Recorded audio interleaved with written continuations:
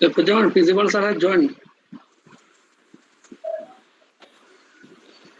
Actually, principal sir could not join due to some technical problem. Okay. Oh. Now,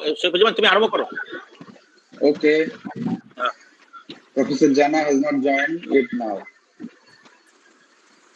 So call sir, Jana sir. Call Professor Jana. I'm calling him.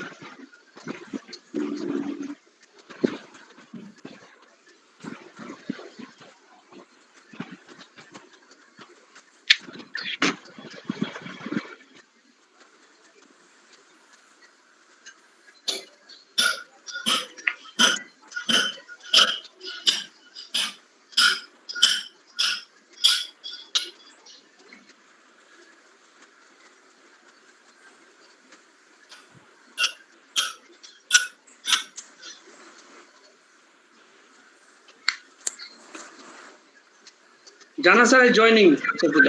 Just wait. Okay.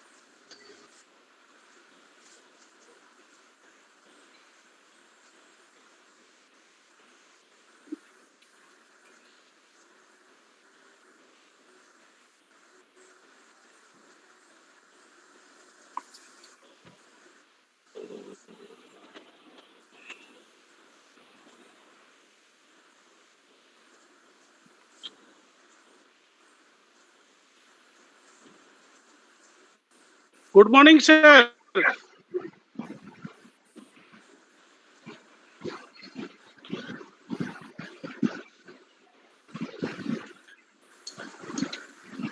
Good morning, sir. Good morning. Good morning. Good morning, Arvind Singh, sir. Namaskar. Namaskar, sir. Namaskar. Namaskar, sir. Professor Jana ji. Rautrai, sir, good morning. Good morning to everybody. Yeah, good morning. sir, Arvind Singh, sir, good morning, sir. This is Srinagar, sir. Namaskar, Namaskar, sir. Namaskar, sir. Professor Srinagar. Namaskar, Jana, sir, namaskar, sir. Rautrai, sir, namaskar, sir. नमस्ते Arvind Singh sir जी। Nagrale, sir. Professor नगराले। Good morning, sir. Namaste. नमस्कार professor नगराले जी। जाना साहब। नमस्कार। Everyone नमस्ते। अरे नगराले जी नमस्कार। नमस्कार जाना जी, मैंने बोला आपको सादर नमस्कार बोल दिया, आप ध्यान नहीं देते। नेटवर्क प्रॉब्लम है सर, इसीलिए शायद। जाना सर ने आपको भी रिमाइंड किया था, he is a very punctual professor जाना। या Shall we start? Yes.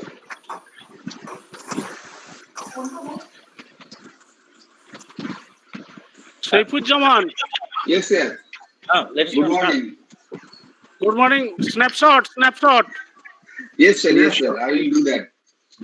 Mhm.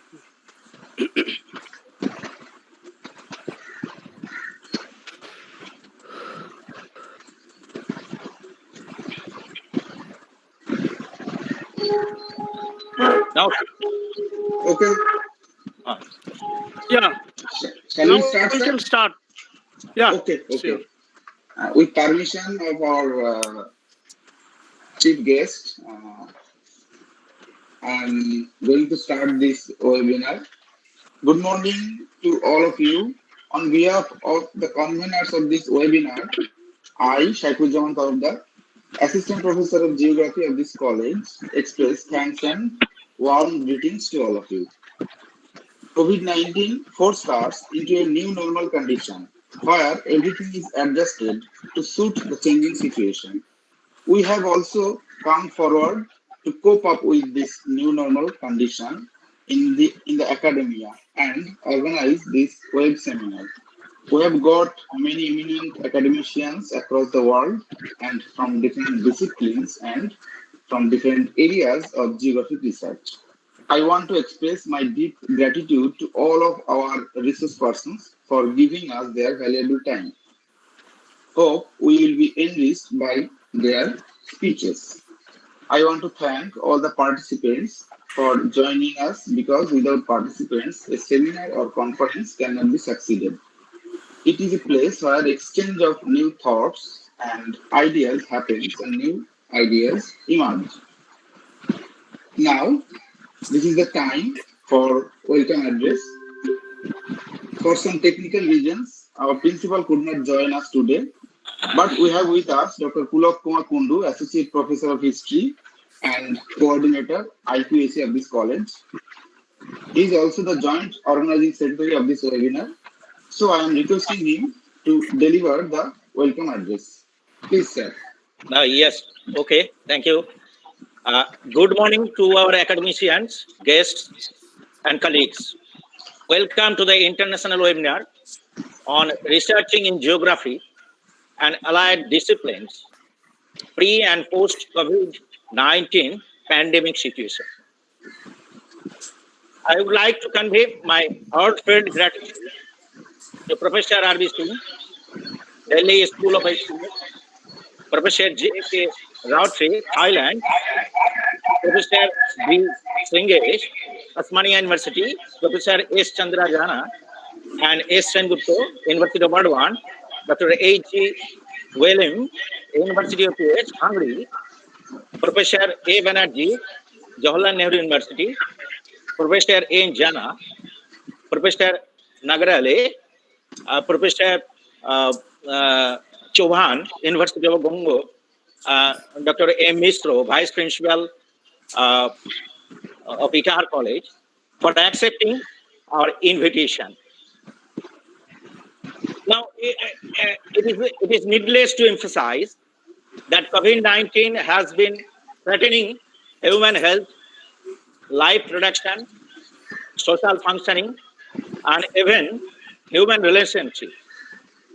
The acceleration of urbanization, increased concentration of population, migration of labor class, complex interaction, and shortage of medical protection in developing countries. Now, all these increase the difficulties of the prevention and control of COVID-19. The outbreak of COVID-19 has again raised the question of demographic problem in settlement pattern, varying patterns of disease circulation, lack of sense of human behavior, lack of sense of sanitization, and nutrition.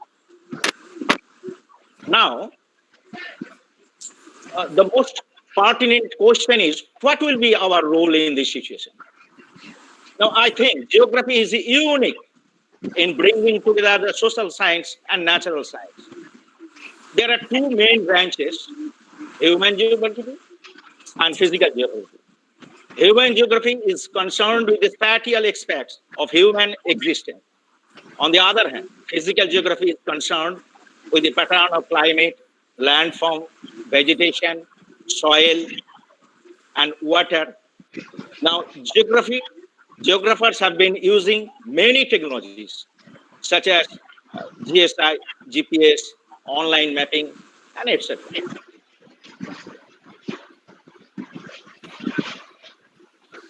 Now, yeah, many hypotheses about the epidemic impact of changing continents are frustrated by lack of data. In the fight against COVID-19, GIS, Geographic Information System, and big data technologies can play an important role in many aspects, including the rapid aggregation of multi-source big data, rapid visualization of epidemic information, spatial tracking of confirmed cases, prediction of regional and transmission, support for decision making. Now, you see, GIS has already developed and matured and has a complete technological route for data preparation, platform construction, model construction, and map production. The main challenge is finding strategies to adjust traditional technical methods and improve speed and accuracy of information provision for social management. In the age of big data, data no longer come mainly from the government, but can be gathered from more diverse enterprises. As a result, the use of GIS faces difficulties, data acquisition and integration of heterogeneous data, which requires government, business sectors, and academicians and academic institutions to jointly promote the formulation of relevant policies. Now, you see, geographers, medical scientists, sociologists, and even historians can work together through an interdisciplinary approach. It may be noted that disease has also its past history. Now, it will be, now I've fervently request Professor R.V. Singh to address the session and share his views in this regard. Thank you one all for bothering me throughout these 5 minutes. I would like to convey best wishes for grand success of the webinar. Thanking you all.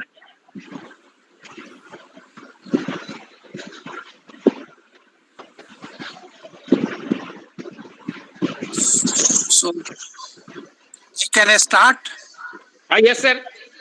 Okay. So, Dr. Pulak Kumar Kundu, other organization, committee, our principal, Dr. Asim Kumar Sarkar, Saifujjaman, Tarafdar, Satyajit Paul, and I could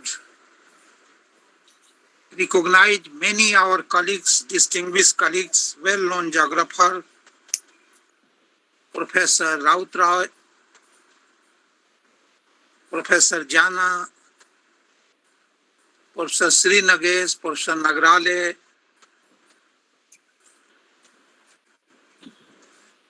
Dr. Mukund Misra, Dr. Pradeep Chauhan, and several other colleagues very active in the field of geography. We all are meeting here for congratulating Gaur Mahavidyalaya for organizing this very important event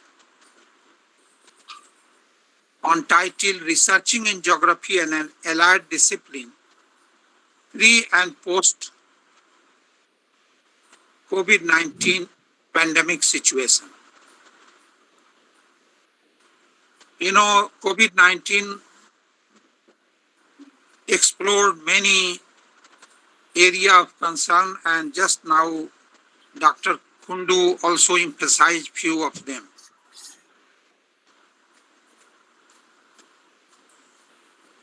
as we are discussing researching in geography, geography very unique discipline.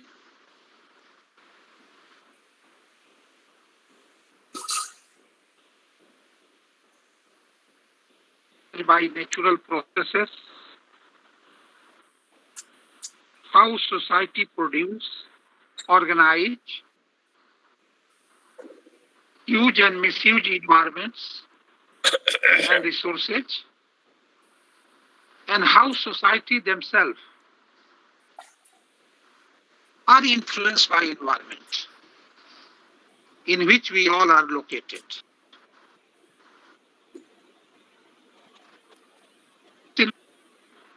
Geography is emerging as an integrating science, to study both natural and human realms of Dr. Kundu and their interaction, focusing on a space, places, and regions.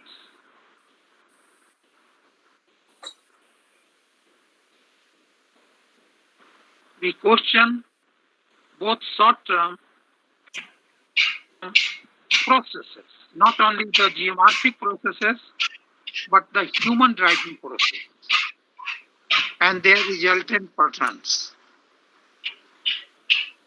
As you know, you cannot understand geomorphic processes unless you understand human driving process.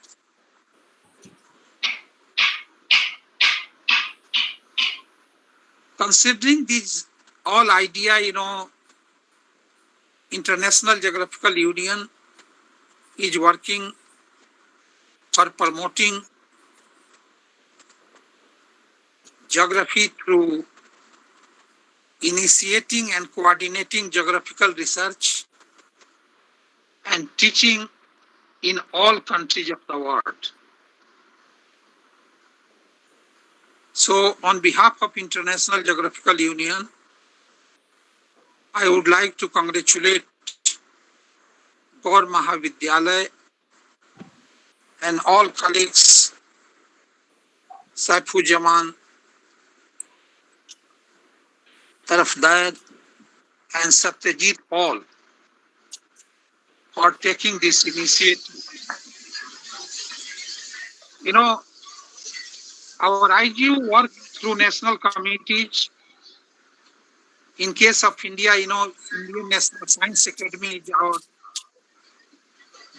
affiliated organization. We have 40 commissions and task forces covering a wide range of research topics within discipline of geography. So I would like to invite all our colleagues from different parts of the country to join different commissions and contribute for geographic education. As a Secretary General and Treasurer of IGU, it is a great honor for me to participate in this important initiative.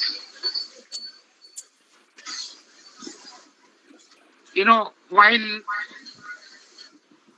looking the word researching in geography, particularly in the context of pre and post-COVID situation, three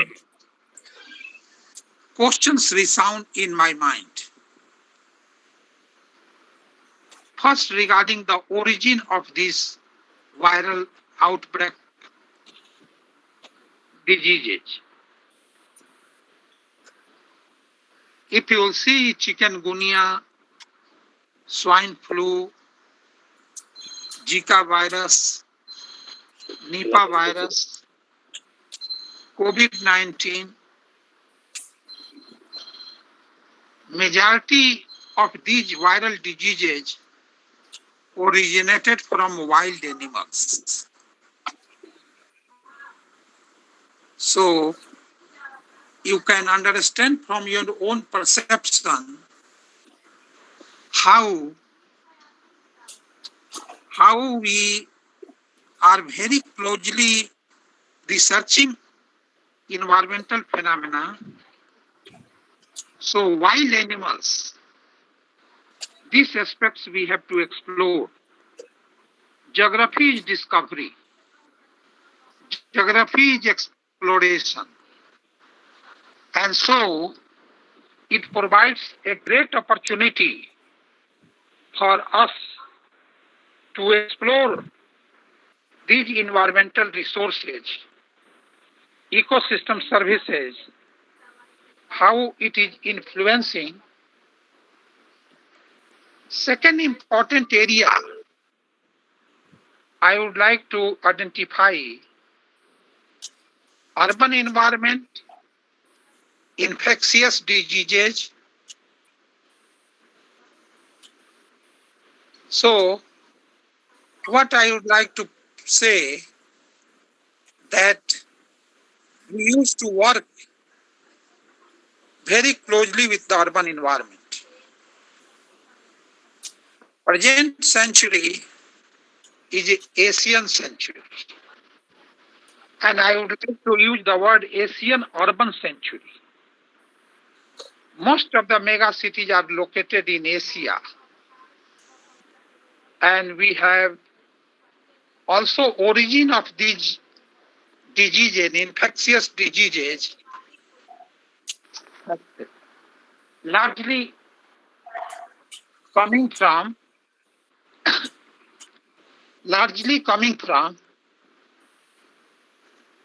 urban environment.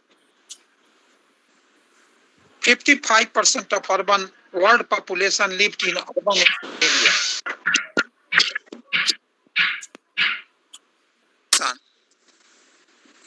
That is expected to increase 68% by 2050. So you can understand from your own perception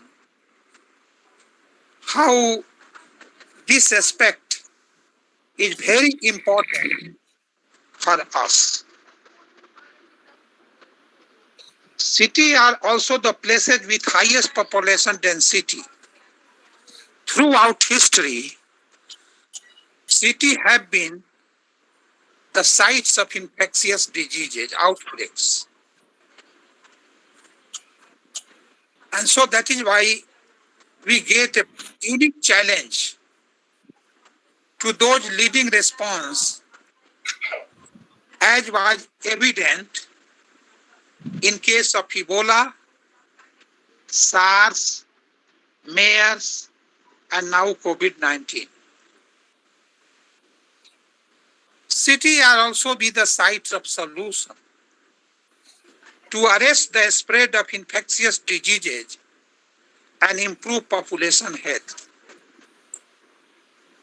Another important area, third important area I would like to identify in this pre and post COVID-19 is a migration. Migration, what you might have observed, how this migration took place from big cities like Mumbai, Bangalore, Ahmedabad, Delhi, to Orissa, West Bengal, Madhya Pradesh, Jharkhand, Uttar Pradesh, Bihar. Migrants and refugees, these relationships very important role played, critical role played in response and recovery efforts of the pandemic. This community has provided leadership to design and implement recovery plans within city, as well as leadership to mobilize action. You might have seen many mayors around the world have taken pragmatic action to ensure no one get behind by removing obstacles, licensing barriers for immigrant doctors to allow them to provide patient care during the pandemic. These and other efforts will be essential for rebuild. Another important area I would like to the short-term and long-term impact of COVID-19 pandemic. This pandemic have, and not only this, but other also have affected the economy of various countries across the world. This economic crisis has initiated a wide-scale reverse migration, which has posed the question of livelihood before many people. So I like the idea, you are also researching a livelihood, means of living, unlocks in various phases to restart the economic activity, have again, brought the lot of possibility of wide-scale migration. The government has taken many steps, community have taken many steps, and we have to examine these. We have to identify success and failures.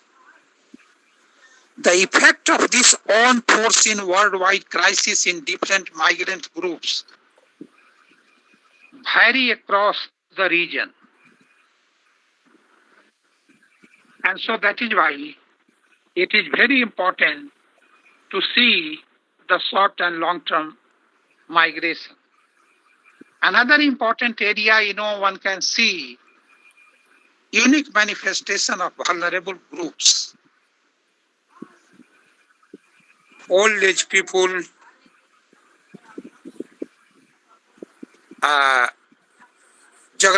particular geographical location, individual age groups, or working classes.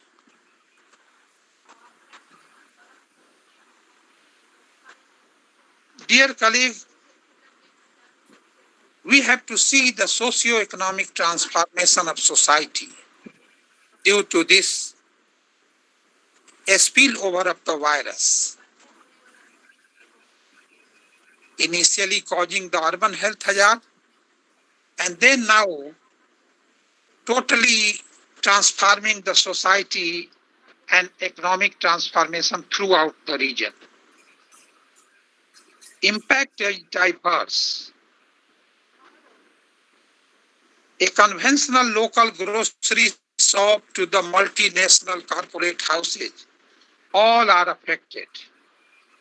Through the channels of impact are different. If you analyze the long-term impact study, then you have to take the linkages between economy, society, culture, psychology, and politics. Long period of long time lockdown all over the globe has resulted in environmental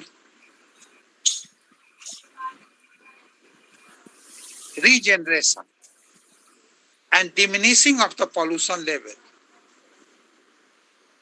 On the other hand, the lockdown has affected the economy to initiate another recession. The interconnection of these forces have a very significant bearing on life, space, and time. And as you know, geography is researching, geographers are researching these three challenging areas: life and livelihood, space, and time. Interrelationship between all these diverse is dynamic, and they change drastically with time and space. And we use the timing, space, and spacing time.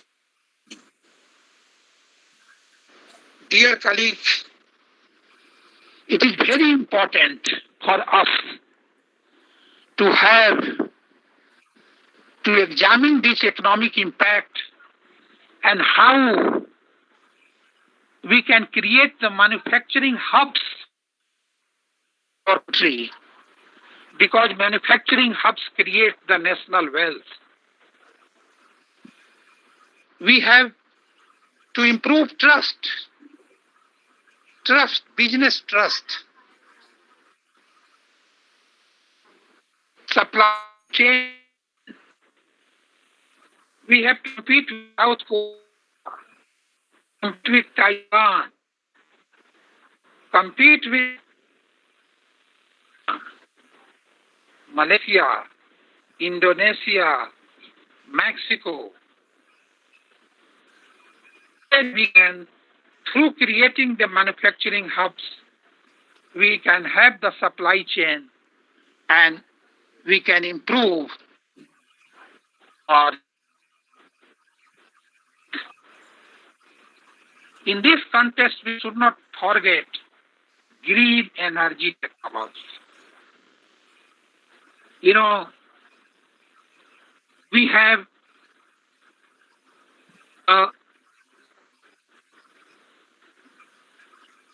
match with transnational enterprises. We have educated a lot of taken the many farming areas. Artificial intelligence and deep technology, you know, in ways, dual technology thing can be economic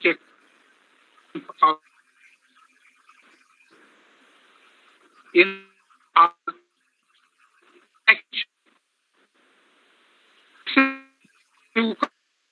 or important large, you know, here under Vande Bharat investment, we area to region. We are global.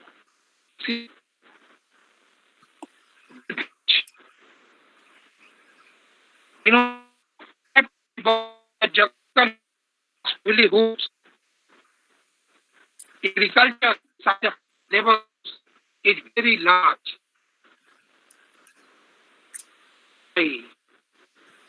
I like to clearly, you know, we lost revenue due to COVID-19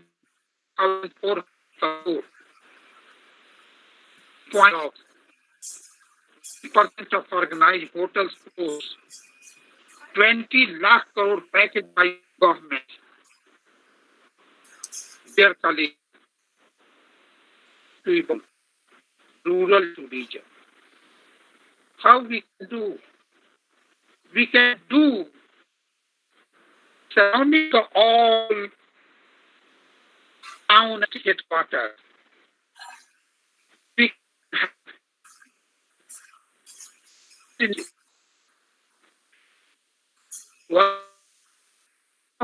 are sharing. We have we have fishery, we have husbandry, we have lacking processing, lacking marketing. If you see 90% of agricultural product go to selling in developed, but in developing countries hardly 20%. We have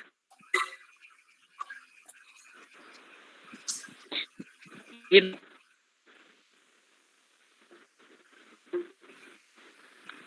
this type of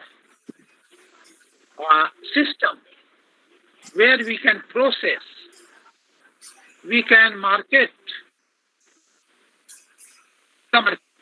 so that people from the people the big quarter during time did we can go with and sometimes I products. So people it will help for good, if the local region will find I think we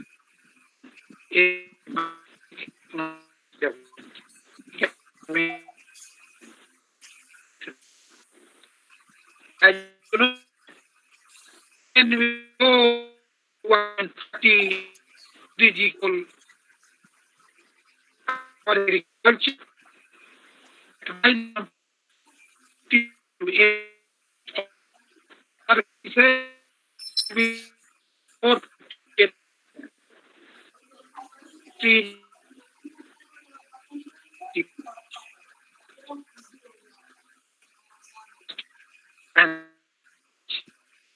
so dear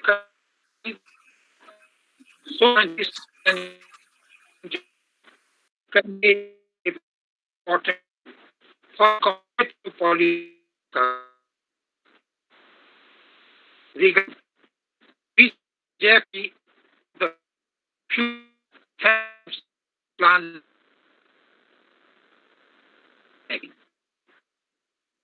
and like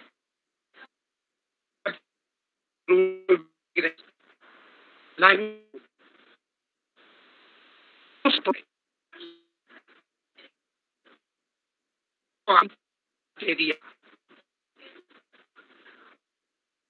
lot of migrant came from and city. We have like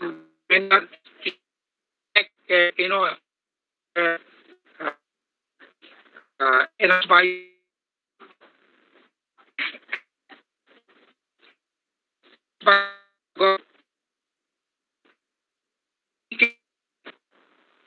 in which all water groups. A state has the first area and why not interlink these water surface area? In this test, I have to bring the back and what is like number this because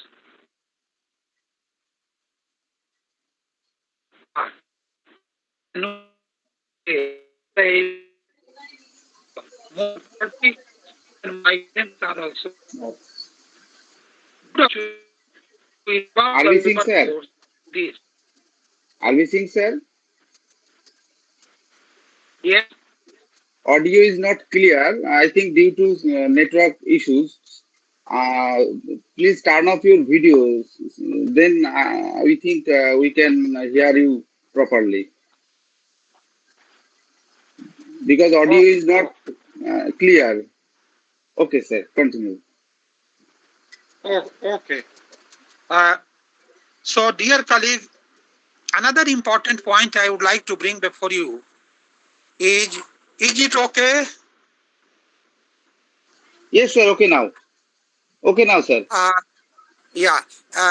Another important area I would like to ensuring health lives and promote well-being for all ages.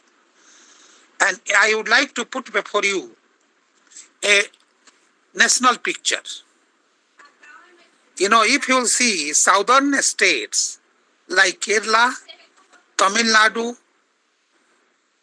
Karnataka, Andhra Pradesh, Maharashtra, these are the states where we have more better performance. If you will take the economic and healthcare indicators. But the northern states like Rajasthan, Uttar Pradesh, Uttarakhand, West Bengal, again the northeastern states like Assam are lagging behind. So focus must be given in such area, particularly not only improving the health services, but I would like to bring before you another important word, health communication.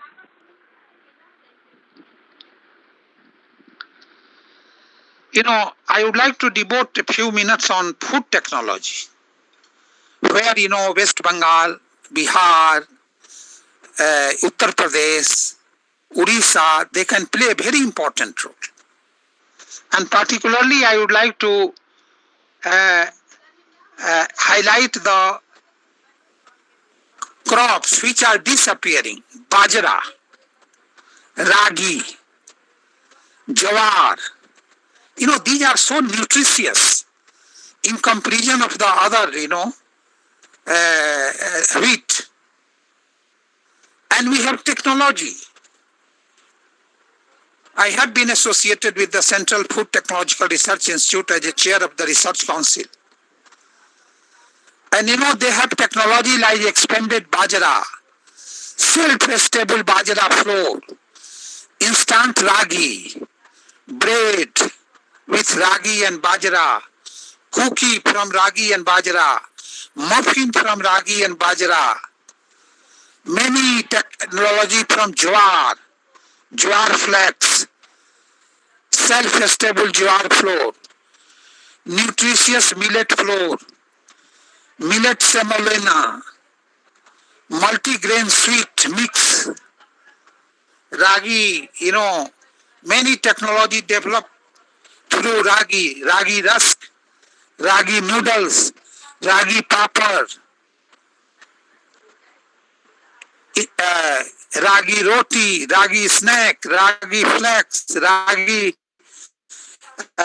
mix, malted ragi, ragi. So, what I would like to say that, geographers can identify, take the 5 important fruit producing states like Maharashtra. Maharashtra recently,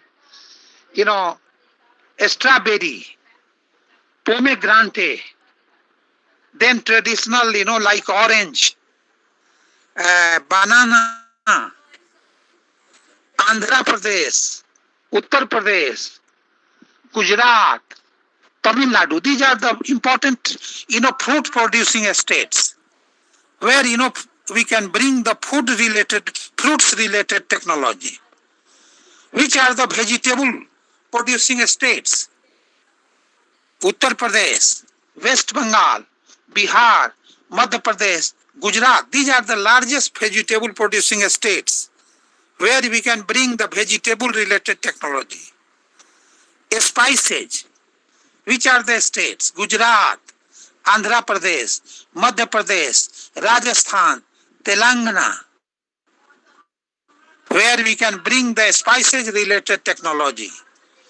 Flowers, Tamil Nadu, Kerala, West Bengal. So, dear colleague, we have the important, area where geographers can explore. We have been researching land use, agricultural geography, it is very time has come to link with the food technology. I would like to bring before you here how we can make India as a global supplier of the different global supply chain hub. For that, we have to focus on performance and productivity of the few important area. For that, we have to develop the strategic planning, innovative thinking we have to bring. We have to bring response effectively. Many technology can solve the real world problem. Quality of life in our Indian society, food security, genetic engineering, forecasting climate change, model for forecast, many computational model we can develop. We have a space technology, blockchain technology, aerospace engineering. We are not able to utilize for solving the common problem. And what are these common? Food processing. First important area, already I highlighted, food processing. Another important area where West Bengal, Bihar, Uttar Pradesh can play a very important role, organic farming. These products will be very, very also costlier. Farmers can get the high income. We can double the income of farmers. So we have to move towards the organic farming. Iron and steel, that is our traditional area. I think that can be a very, very important. Together with aluminum and copper, agrochemicals. We should not forget electronics surrounding to Delhi, surrounding to Hyderabad, surrounding to Bangalore. Many electronic cities are coming up, or these are not becoming phenomena of the past. Dear colleague, I think India should focus on heavy industry and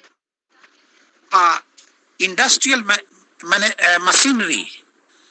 Through this, I think we have focused a lot on telecommunication. And how we can achieve this? Infrastructure project, new materials technology, new way of thinking, and particularly, early warning system. How community can use this early warning system. I think many examples we have, and many successful stories show the way in India, how India can move. How we can improve our technological and knowledge base. How, we can bring impact all over the world. Indian science and technology must bring impact all over the world through furniture technology, leather and shoes, auto parts, textile industry in West Bengal and UP, surrounding to Hooghly rivers. So many, all were closed during 60s and 70s. We have to revive. Jute mills, 100 jute mills were there surrounding to Hooghly rivers. And,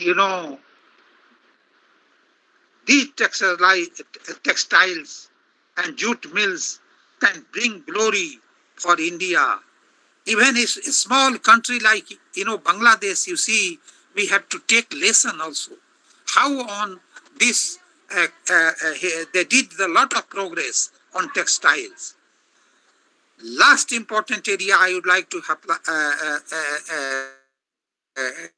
high medical supplies, particularly PPEs, masks, sanitizers, ventilators, and medicines.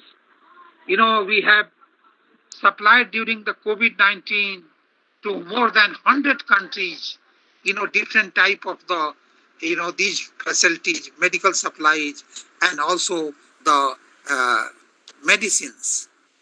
I think India is contributing a lot for medicine production.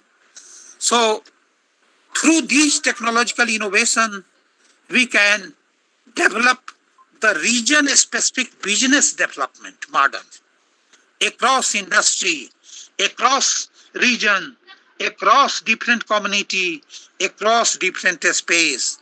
These knowledge creation which establish manufacturing hub for the global supply chain.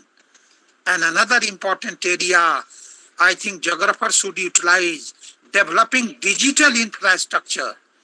Dear colleagues, we have to utilize digital library, national library resources. Various places we have the, a different type of the phenomenon. 600 million people all over the country can utilize the digital ecosystem so that we can mitigate the risk. We can bring the resources for the human welfare and well-being. Another important area we have to link with a smart city. And these smart city will not move without a smart villages. How a smart villages we can? Geographers can bring the smart villages by linking with livelihoods, by linking with rural tourism. So that is why, dear colleague, now I would like to conclude.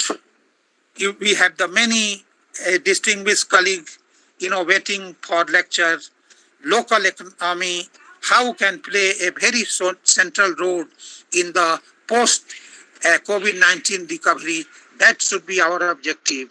We can develop robust and flexible infrastructure, enabling critical services to reach the community, enhancing a startup and using the already a startup facility in the university level, college level, and then, we have to inculcate fundamental curiosity among the, young population regarding the different mega science project, IT, telecommunication, biomedical research for sharpening and articulating national priorities. Dear colleagues, we have to re-establish India as a, a global power, economic power. And, for that, we have to take the lesson from other countries, other successful stories, science, and only possible through science and innovation. By bringing science and innovation in confluence of the mind of young population, so that we can have a long-lasting association, with the community, our village community, improving research ecosystem in India. We have to bring rich and productive research.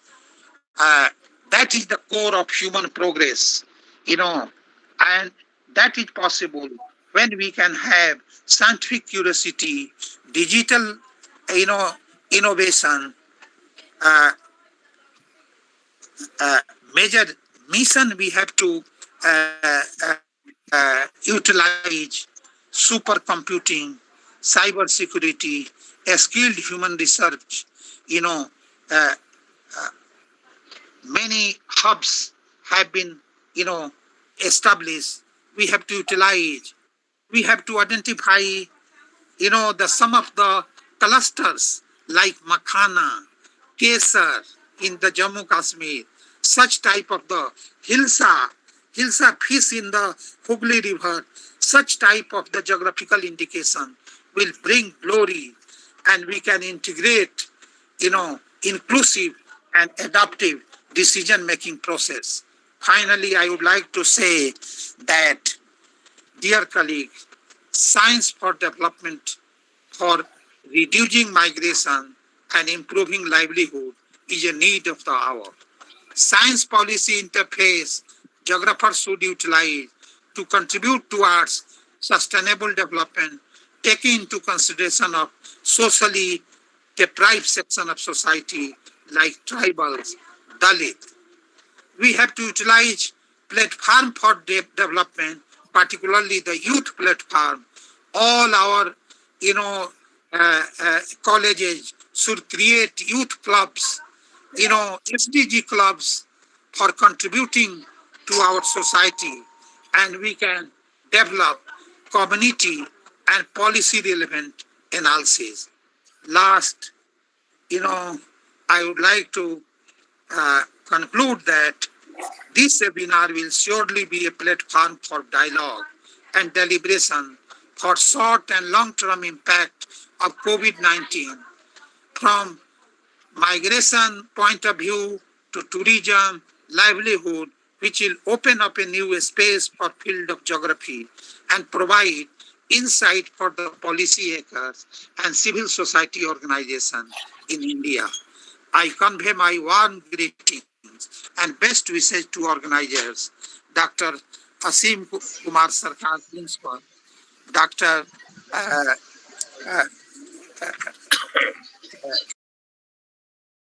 Kundu, Dr. Saiful Taraftar, and Satyajit Paul for thoughtfully organizing this webinar, and the participants for showing interest in this, like my very distinguished colleagues, Professor Jana, Professor Srinagar, Professor Nagrale, taking interest and contributing to this seminar for creating, knowledge base in enriching learning process. Thank you very much. Thank you, Professor, and our chief guest, Professor R.B. Singh, for your informative speech. You have opened in front of us a wide area of geographic research. Thank you for that, sir. And we always wish you a very healthy life. Sir, please be with us always and give us suggestions to improve ourselves. Thank you, sir. Now I am requesting Mr. Satyajit Pal for his convener's note. Please proceed. Thank you, Virendra. Thank They you. all are requested to put up their videos and audio, otherwise it is creating disturbance. Yes, I would like to request all of the participants to mute their audio while in one presenting. And first of all, thank you, sir. Thank you, the Professor R.B. Singh, sir, for your delightful and nice speech. We are very delighted to having you with us in our webinar. Professor Singh, the Secretary General and Treasurer of International Geographical Union, member of International Science Council, member of Vision of India 2035 Niti Aayog, Government India invited him to member of prestigious committee to prepare Vision India for 2035, chairman of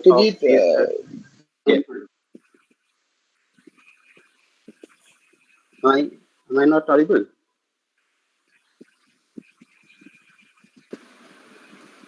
Yes, Satyajit, you are audible. Okay. Thank you, sir, former professor of and head of Department of Geography, Delhi School of Economics.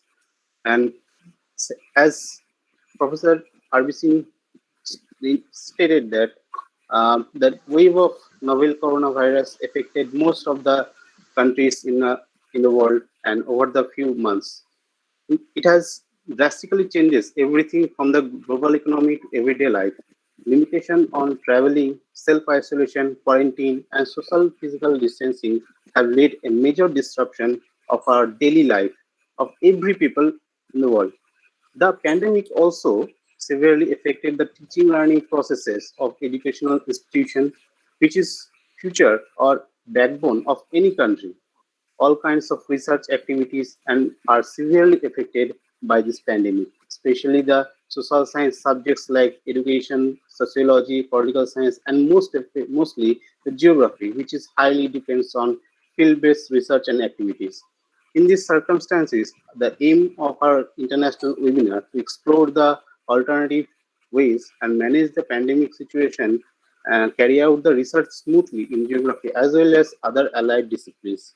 We are expecting this webinar would also likely to find out the future management strategies as Sir Professor R.B. Singh said, uh, the various aspects of geography like demography, economy, livelihood, tourism, environmental sustainability, population issues, and livelihood changes.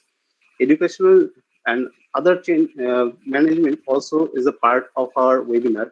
And in the we'd like to focus on the pandemic situation, and we are living in the pandemic situation or new normal situation, and we are also looking forward the post-pandemic situation, the research capabilities or research way of the geography, which Sir already stated. With that said, I like to convey my thanks and gratitude to our chief guest, Dr. R.V. Singh, again. And with that said, I would like to going to start our first session of this webinar. For the session, we have with us Dr. Professor Nilanjana Das Chatterjee, Department of Geography, Environment and Management, Vidyasagar University, as a chairperson. Dr. Mukundu Mishra, Vice Principal, Meghnad Saha College, Dr. Meghnad Saha College, Itahar, India, as a co-chairperson. Dr. Somashish Gupta, Department of Geography, University of Burdwan, India, as a moderator, and Mr. Noni Gopal Kapashia, HOD, Department of Geography, Malda College, and Mr. Sanjay Ghosh, SAC, Department of Geography, Gaur Mahavidyalaya. I'd like to request Dr. Somashish Gupta to run this session. Please, sir, start this session and run the first session of our webinar. Okay, hello. Am I audible to all? Yes, sir. Yes. Okay. Yes, So, since we are running short of time, so I would directly go for introduction and start the seminar. So first of all, I request Dr. Nilanjana Das Chatterjee, Department of Geography and Environmental Management, Vidyasagar University. So, madam, can we start the session? Sure. Please start. Okay. So, in this session, in this session, we are having Professor Dr. Jayant K. Raut Roy, Professor B. Srinagesh, and Dr. Virendra Nagara for giving their valuable lecture. So, I would first introduce Professor Dr. Jayant K. Raut Roy. Professor Raut Roy is currently holding the title of Professor Emeritus at Asian Institute of Technology, Thailand since September 2018. Formerly, he worked at the Department of Geography, Utkal University as lecturer and reader, and National Institute of Rural Development as Assistant Director of Integrated Area Planning during the 1970s, 9 and 80s. He has more than 150 publications, which includes a number of books, chapters, journal articles, and also a lot of international publications. He has guided and about 30 doctoral and 147 master candidates, and he is also a reviewer of research articles of about 30 international journals, books, and grant proposals. His area of academic interests are in regional planning and rural development, disaster risk reduction and management, and climate change related to socio-economic and adaptation issues. He had successfully performed project activities with Food and Agriculture Organization, United Nations Development Program, International Labour Organizations, United Nations Education Forum, United Nations, Association of Southeast Asian Nations, and many other reputed organizations. He is a fellow of Royal Geographical Society, London, and therefore we are, in fact, his introduction, if we actually give his introduction, then it will take a lot of time. He has been such a distinguished speaker. He has been such a distinguished geographer. So without wasting any further time, I would request Professor Rautroy to deliver his valuable lectures, which will enrich us in this webinar. Thank you. Sir, hello. Yes. Yes, sir. Yeah, I am audible. Yes, sir, you are audible, sir. You will make my presentation from there, or I'll try to put my slides on. Sir, you put your slides on. Actually, that will be better. Okay, so I'm just trying.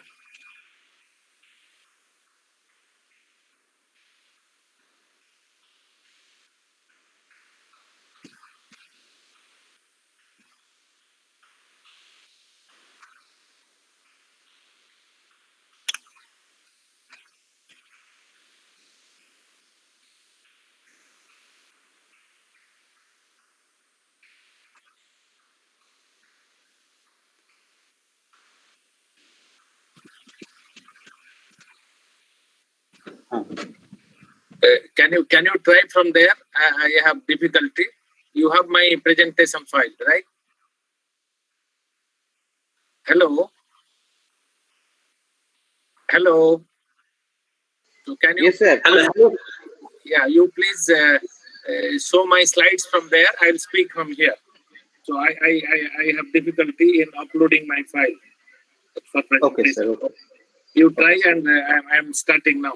So good morning, ladies and gentlemen. And this is my pleasure to be part of this webinar. And Professor R.B. Singh and the conveners and organizers of this particular webinar, and distinguished professors and speakers and fellow participants. Yes, now it is all right. It is visible. And make it full screen. Make it full screen. And I think the organizers will provide my slides to all of you for your reference. And I have chosen the topic, Coping with COVID-19, a reflection on realities in India. And just a few minutes ago, I also posted a number of research topics connected with COVID-19. That is for your reference, because the theme of this particular webinar is researching in geography and allied disciplines pre and post COVID-19 pandemic situation. So in that context, so please move on. Don't wait for my instruction, and I'll cope up. And then I have an abstract, and you can read later my abstract. And then the third slides, please go to the third slides. That is background of COVID-19, and just for your updatation, I think a very common thing. It has been transmitted to 213 countries, and as of 1st October 20, it has caused 34 million population, those who are affected, and globally, and with 1.01 million deaths. And in the Indian situation is very grave. We are second after US, and so far we have 6.31 million population affected. And just up to today morning news, we have crossed 1 lakh deaths. So this is the kind of the background. And then the next slide, this is about coping. And based on my experience as a faculty of disaster preparedness, mitigation, and management, I did a lot of research in the context of natural disaster. And therefore, this pandemic COVID-19 is like a health disaster and globally felt by everybody. Then I thought how to cope with this particular situation. And coping is a very common terminology used in disaster science and also in other, subjects. And let's see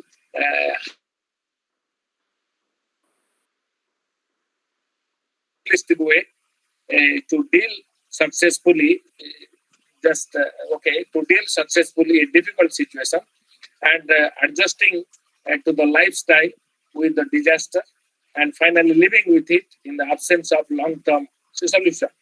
And if we want to cope, then we have to have a very clear-cut understanding about COVID-19 and its dreadfulness about health and characteristics and also potential impacts on health, socio-economic, psychological, and environmental things. And also, it is difficult from other types of natural and man-made disasters, and we cannot equate, so we have to think in a very different frame of mind. And then we have to also understand related stresses and associated risk factors with COVID-19. And then we have to create awareness, understanding among the common people about the available options for overcoming this kind of health disaster. And then we have to minimize the exposure level. If we can, then we can live with it. So when I chose this topic and why this coping strategy, and I have several points. And recent it's a serological survey too in India, and they have found out that 1 in 15 persons are affected by COVID-19, and age group belongs to 10 years and above. When they're exposed, this is the kind of situation. And then the infection estimated about 6.6% of the total population. And if you calculate, and it will be something like 7 to 8 crores of people, they are also going to be impacted, or they are in infection, minor or major. This is the kind of recent survey. And you can find, say among adults, it is more, 7.1%. And then it is very, very prevalent in metropolitan cities because of the density and congestion factor. And it is more in urban slums, about 15.6%. These are all I have taken from a recent research study. And non-slum may be less, 8.2%. So this is the kind of situation that we are facing right now. And what are other things like, there is always a claim that we are now in the, downward trend. Difficult to believe this kind of statement made by different state governments and also central government. And because of two reasons, that the number of testings is less. And if we increase the number of testing, probably the statistics will be different. So therefore, what I realize, many state government, whatever statistics they provide, and not very much reliable. Why? Because they want to show that things are under control to highlight their management capacity. And I am telling from my experience in this particular state. And then always it is warned that we have to be extremely careful, avoiding contamination of the child and old population beyond 60, and people with diabetes, heart ailments, cancer, asthma, and other critical diseases. So these are very common information we are getting from time to time.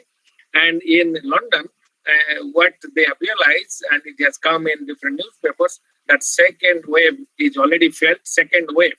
And it is also projected, third wave is also likely. So therefore, you can think in our Indian situation, and we do not know what wave now flowing in India, if it is first wave, and please keep in mind, second wave might come after some time, and we do not know how many waves will be like this. So the wave factor, UK scientists, they have done those kind of research. And then this reinfection, a relapse of COVID is also likely. And if someone has already been affected and got recovered, and should not take for granted that, oh, I will not be affected again, and maybe immunity factor has been developed inside the body. And recently, you can find this is reported case, one of the MLA in Odisha, he is suffering from second time say COVID-19, and therefore it is a big challenge. And I see the debate in the newspaper. Indian Council of Medical Research is taking this case very seriously, and they will do further investigation why it is happening and all kinds of things. These are all scientific research, not in the domain of our say area of geography. Please, next slide. And then question comes that several vaccines are under preparation, and every day in the news item you will find, it will come next month, it will come by end of December, it will come like this. So everybody is in the race: China, Russia, UK, US, India, and Israel. And most of the things are under trial, half trial, semi-trial, and so far no direct medical treatment solution is available with our hand. So this is a big thing to be noted. And if it comes on time, and then we are fortunate. And then in some scientific document, they say there are different types of strains. So 5, 6 types of strains they have identified with COVID-19. And then people question whether any vaccine will work for the first strain or second strain or third, fourth, and so on and so forth. So there are a lot of debates going in the scientific community, those who are doing hardcore research for inventing this kind of vaccine. And who says that, because who has all information, and what they say that some vaccine solution may come in the middle of say 2021, but it may be postponed and it can go much later, we don't know. So everything uncertain. And then what we have to do as an individual or in the community as a group, we have to survive with precautionary measures, and that is what we are doing: mask, social distancing, hand wash, sanitization, and no public spitting. There are several things that we have to avoid, say crowded places and religious activity and so on and so forth. So therefore, we have to keep on practicing. These are part of our coping mechanism. And some scientific studies, they say, if we use mask and follow the social distancing, and we are 90% safe, chances of being affected is very little. So this is the kind of statement we get.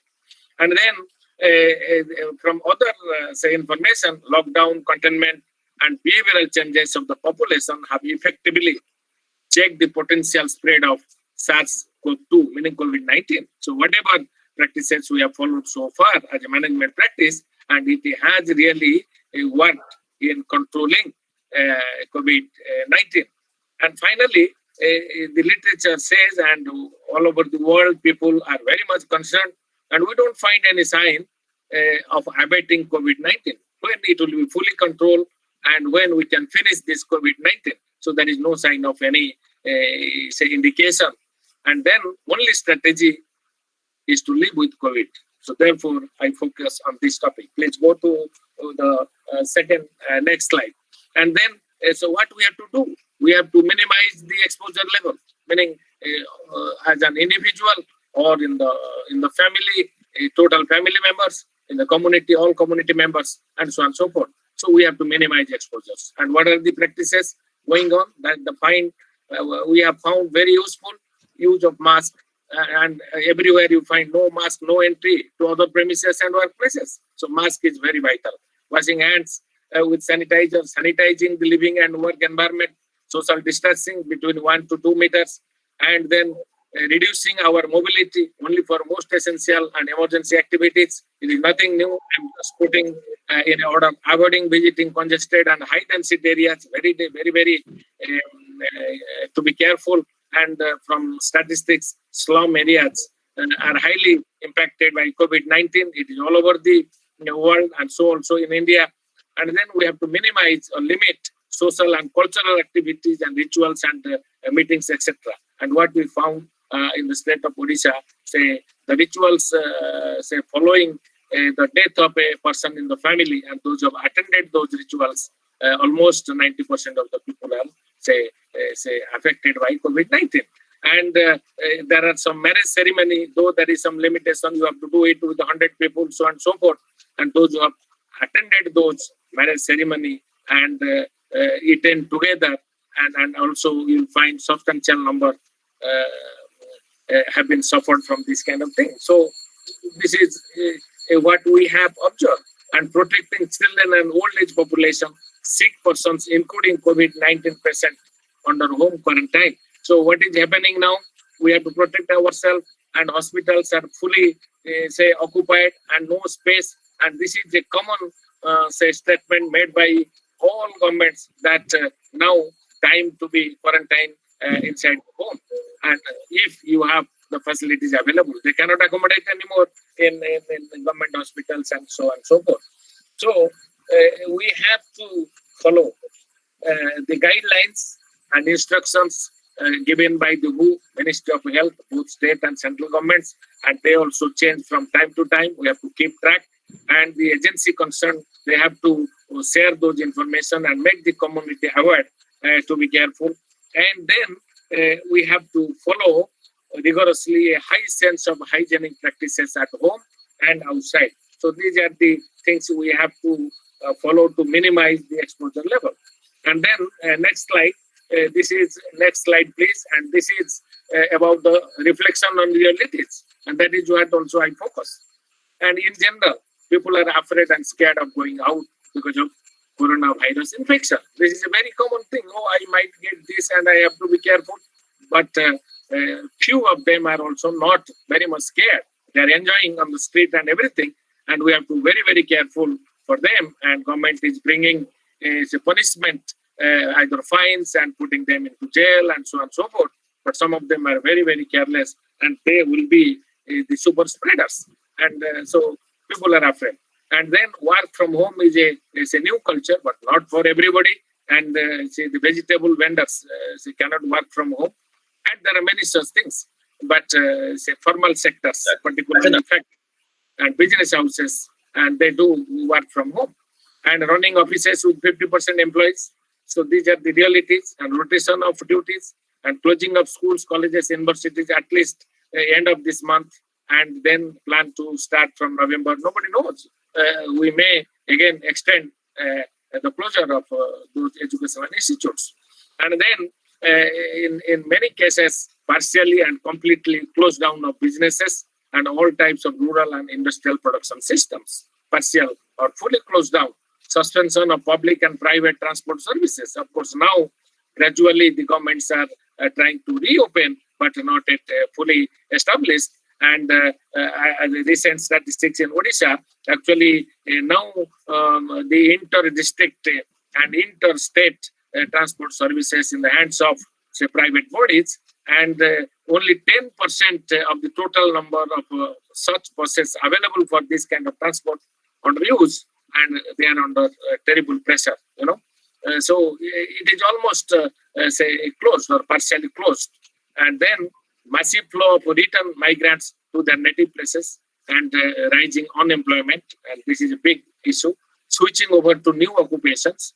And I have seen in Bhubaneswar on the street, many people, they like those who are in construction and other type of activities, and small shops were closed. Those who were those who used to provide snacks and other things because of the restrictions, and you can find a large number of vegetable vendors on the street. And so they are also in rural areas and also in urban areas, and say grocery items and whatever we need from time to time. And some of them, they have availed opportunity under the NRGS program, and that is not enough to accommodate such return migrants. And say the number I did not mention here, and 100 million plus minus, say, return migrants across the country. And Odisha has received 1 million plus such return migrants to our state. And then what are the opportunities? Those who are really smart, what they do something else. And so what exactly they do? And they have a lot of things to start a new project and all that. So then one case recently I came across from Kashmir, one lady, and they were engaged with the tourism activities, but they were under terrible pressure. So what is happening now, like one lady changed her profession and started one gift shop and followed the home delivery, and she became very fortunate, Lakshapati, during this time. A few lakhs she has generated from this kind of business. Please, next one.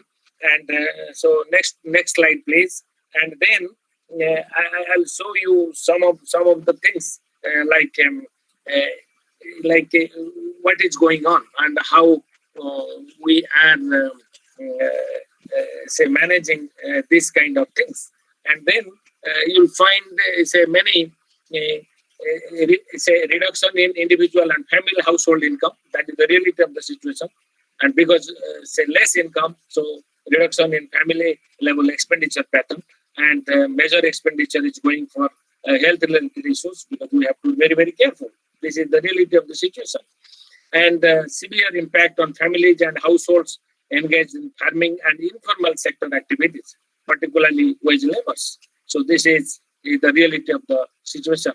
And then in cities and also in rural areas, particularly in cities, scaling of burglaries amidst job losses and economic distress. So it was there, but over the time period during COVID, you can find a substantial jump in such activities, snatching on the road, this and that. And then reduction of consumption of alcohol, public places. This is very much noticed.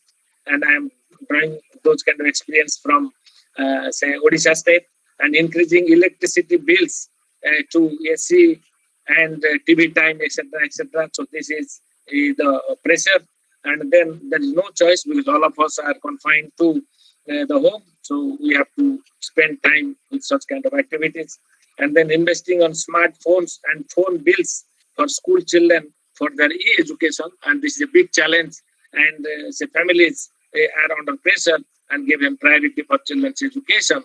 And now it is a fashion to me, all these school education imparted through education. So this is going on, and parents are desperate, and more time spent on home entertainment and associated expenses by subscribing to new channels, use of money, and channel for the child, channel for adult, channel for this and that, and entertainment channel. So maybe you are adding more and you are paying more.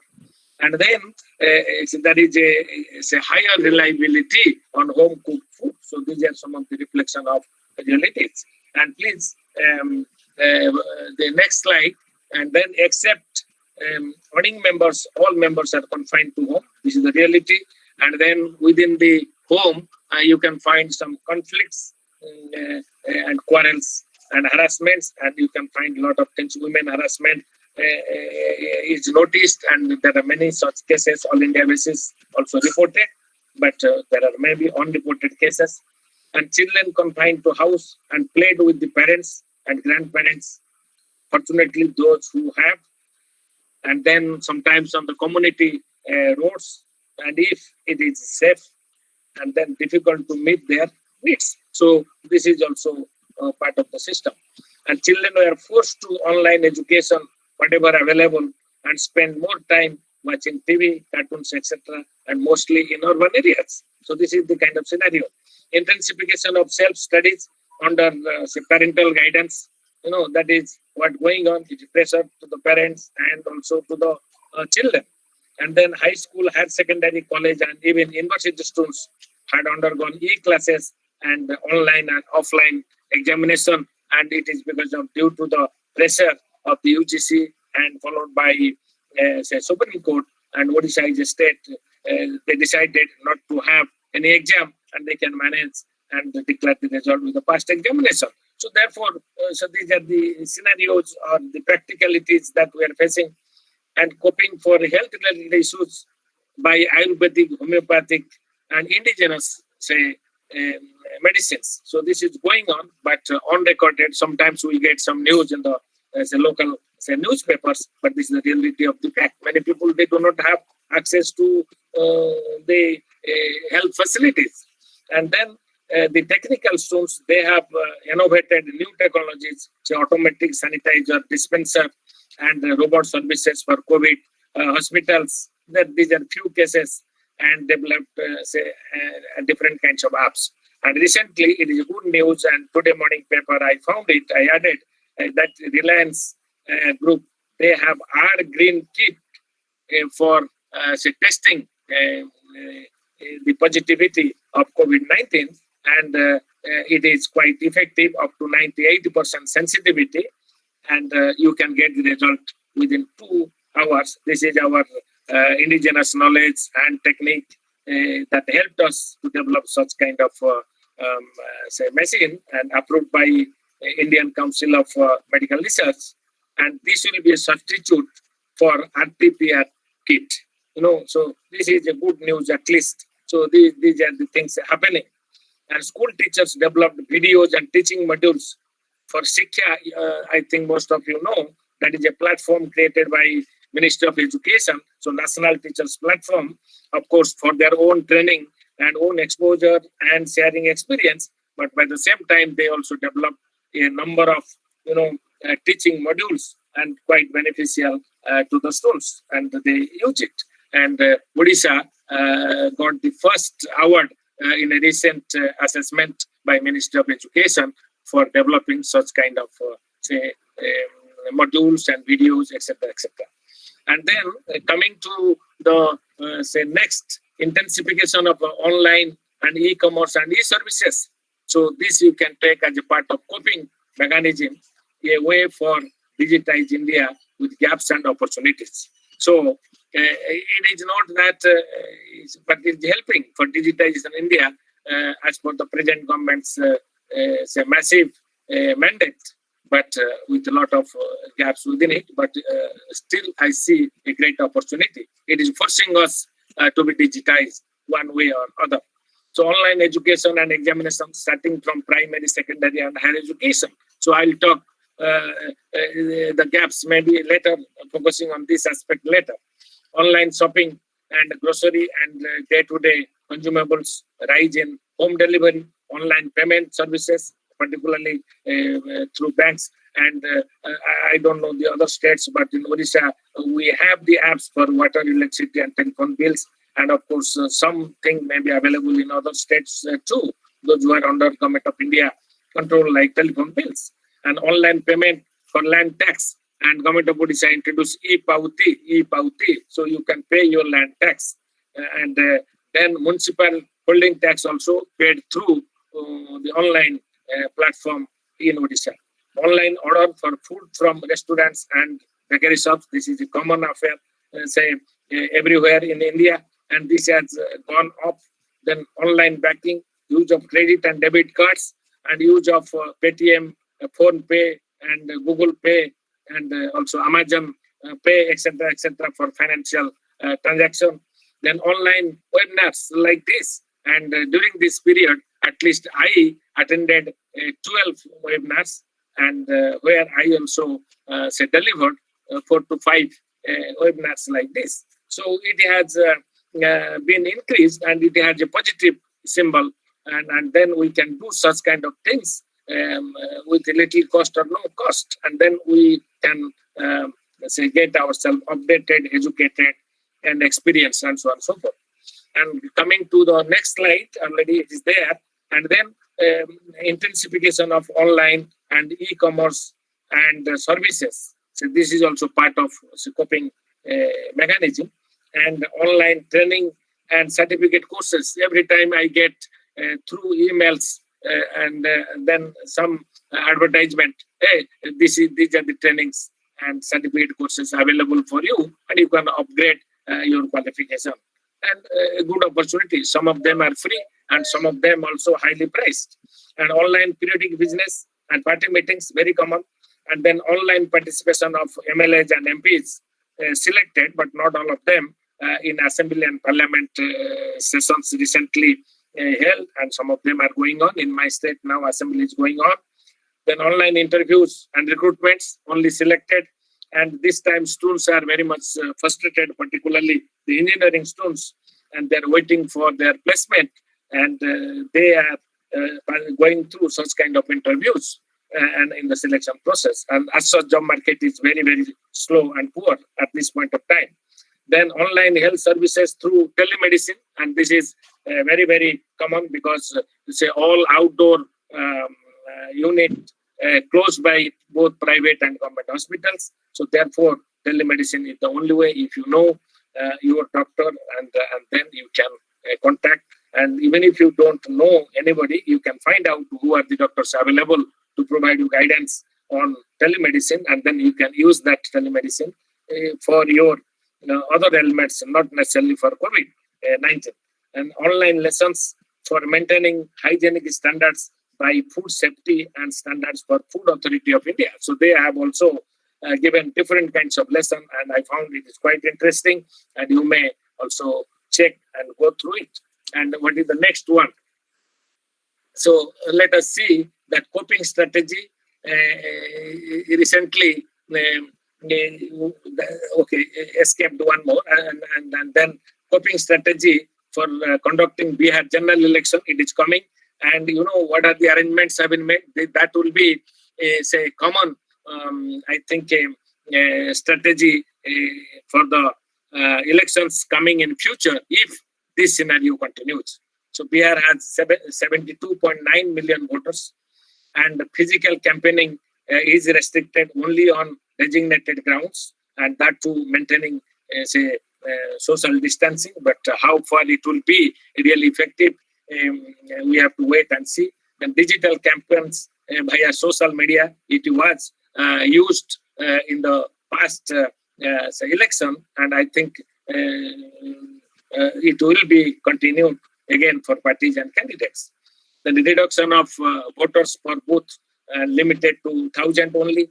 Then what they have done, 7 lakh sanitizers stocked for use by voters, and 70 million drones stocked for voters, 4.6 million masks stocked for the election, and 6 lakh PP kits, 7.6 lakh face shields, and 23 lakh gloves stocked for the polling and security officials. You see, these are the coping things as a part of conducting a general election. I think some good lessons to be learned afterwards. We'll see that how nicely the election was conducted without transmitting COVID-19 further.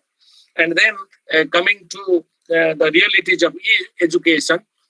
So I have few points, and this is one of the important things. And it is a very common practice now everywhere. And I will just cite some examples from the experiences in Odisha.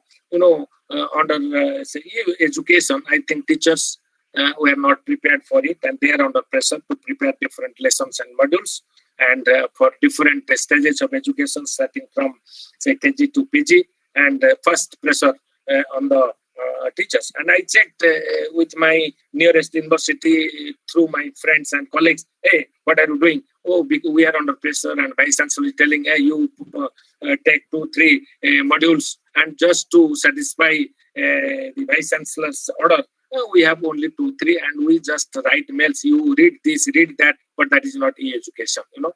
So this is the reality of the situation, and all of you are in the teaching, and you know how much justice you have given under this for your own students. And then students need desktop, tablet, and smartphones. It involves cost, you know, and all cannot afford to it. And this is additional financial pressure on parents to purchase and provide smartphones, or say sharing phone within the family for other purposes.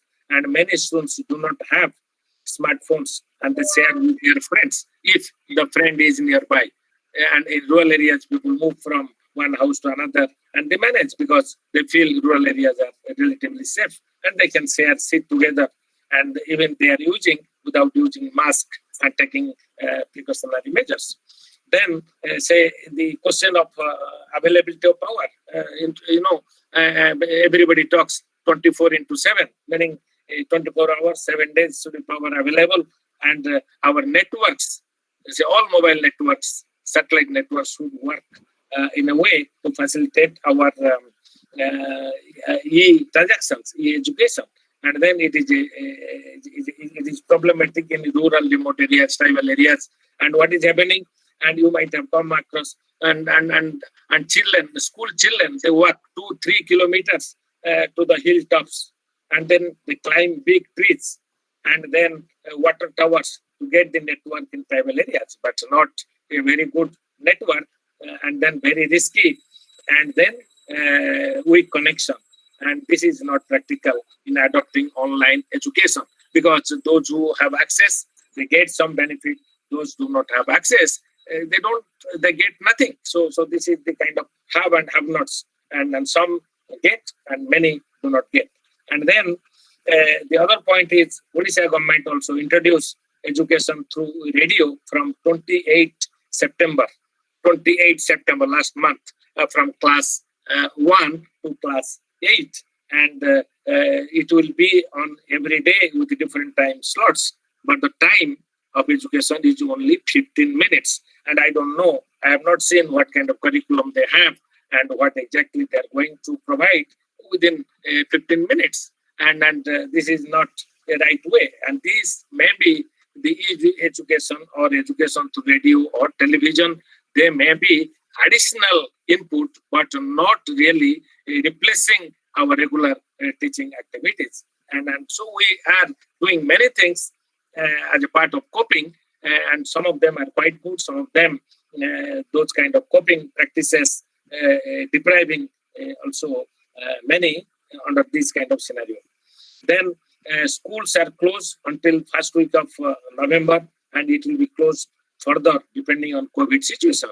And my feeling and my guesstimation, and it is not going to be halted so soon. And I think all concerned authorities, government have to reconsider to extend further. And classroom education cannot be substituted by online education, and online education may be used for additional inputs, and online particularly serves the ad hoc requirement, but not the desired solution. That is what I felt. And then one may do some research, because the theme is different kind of research topics. And a topic for research, one can do, particularly for this, evaluation on online education should be taken up later to understand the needs, gaps, and effectiveness in a later stage. And this is a very good topic. And I also posted a number of topics, in the chat box, and those are useful in the context of pre and post COVID-19. And what are the common and general ideas of coping? I put something, and because sitting at home, going through different kind of newspapers, news items, scientific documents, and all kinds of things. So I felt we know, but I re-emphasized.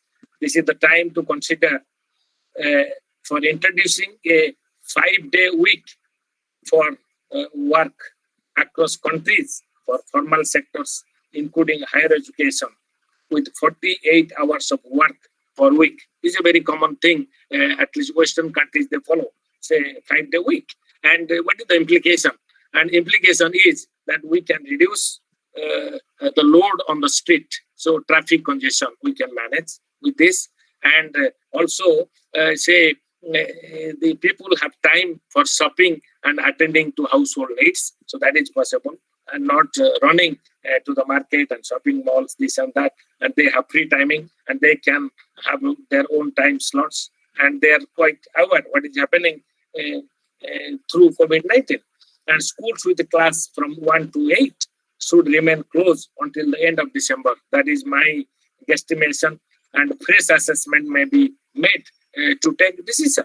And within this time, of course, one has to think what they will do. And the teachers and the institutions involved must think how to keep them engaged, not with a formal curriculum for their exam, etc., etc. Maybe some other curriculum may be introduced just to keep them active under the guidance of parents. That is possible. And many cases in rural areas and tribal areas, parents are not so well educated to keep their children engaged, even if such kind of instructions are available from the schools or from the government specific modules and all that is very much needed. And for trade and commerce, except hotels and restaurants, the working hours should be from 8:30 to 5:30 p.m., making Sunday closed. So this the way, because again, if you think from social distancing point of view, if you think, hey, don't visit the crowded places, and for many other things, at least to restrict the mobility, and this is the way we can restrict the mobility. And during the lockdown period, you won't find anybody on the street. And I took my scooter ride just to observe what is happening on the street. And I got a very good feeling, good breeze, and very healthy environment. And that is the kind of situation. And so therefore, we have to be very, very careful. Roadside commercial activities should be restricted strictly. It is all over the country. It is not in Odisha. It is everywhere. And that those are the places of nuisance, and particularly from COVID-19 point of view. And local governments should provide alternative locations in order to lower the floating population density and meet social distancing and other requirements of COVID-19. And then what is the current situation? Almost everywhere, say, outpatient department, whether private and public hospitals, are fully closed. That means we are focusing on COVID-19, and what will happen to other people having some ailments? And you see, it's a majority of Indian population now, say, having diabetes, more than 1/3, and so therefore, once somebody having diabetes, and then it attracts many other things, and then people have some critical diseases. So it's a blood transfusion somebody requires. So where to go? And now they're going on emergency services, but OPD being closed and creating a lot of problems to the patients. They're waiting. Hey, when OPD will be opened, I'll go and check with the doctor. And even introduction of telemedicine, etc., is not going to help that much. So then restrict mobility during the festive and other occasions to avoid crowding population. And this is very, very important. And in Odisha, say after Car Festival of Puri, I think everything is restricted, and even Ganesh Puja restricted, and other functions of other religions have been restricted, and Durga Puja is under question mark. And already government has decided you do it in the pandal with 7 people and no visitors allowed. And then you have to follow a special guideline to perform those kind of pujas for yourself, but not for others. So a lot of restrictions, and we should avoid. We should not get tempted. In that pandal, it is possible we can go and have a darshan, but forget about that. And people should be self-disciplined and take decision in a way to protect themselves against the transmission of coronavirus. If they can protect the family, and they can protect the community. So it is our responsibility, both individual and community. So I think with this, I finish my presentation, and thank you, the organizers, giving me this opportunity to share some of my thoughts. And I hope all the presentations will be circulated among the participants. And I think if anybody having any question and can raise, because time limitation may not be possible now, but questions can be raised through email, and I'll try my level best to provide the answers. So thank you very much, and I finish here my presentation. So thank you. Thank you, Professor. Thank you. Thank you, Professor Rautre, for this fascinating lecture on coping with COVID-19, reflections of realities in India. You have nicely covered almost all the dimensions, especially the health and economic aspects associated with COVID-19. How we are coping with this new normal situation. Thank you, sir. Now I'm requesting the participants, if there is any questions or queries for Professor Rautre. And I'm also requesting that as we are running behind time, we will be able to take any one or two questions, if there is any. Okay. So I think there is no question for you, sir, as you have nicely covered all the dimensions and gave your lecture in a very detailed manner. All are satisfied with your lecture, sir. Thank you. Thank you again. And with this, may I request Dr. Shomashi Sengupta, moderator of this webinar, to introduce Professor B. Sri Ganesh, our next resource person for this webinar. Professor Dr. Shomashi Sengupta, please.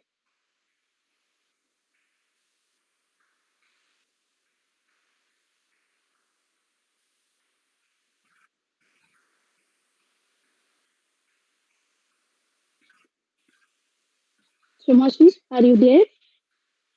Can you hear me?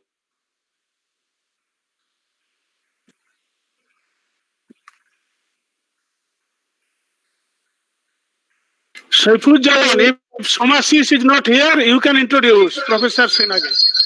Okay, sir. Okay, sir.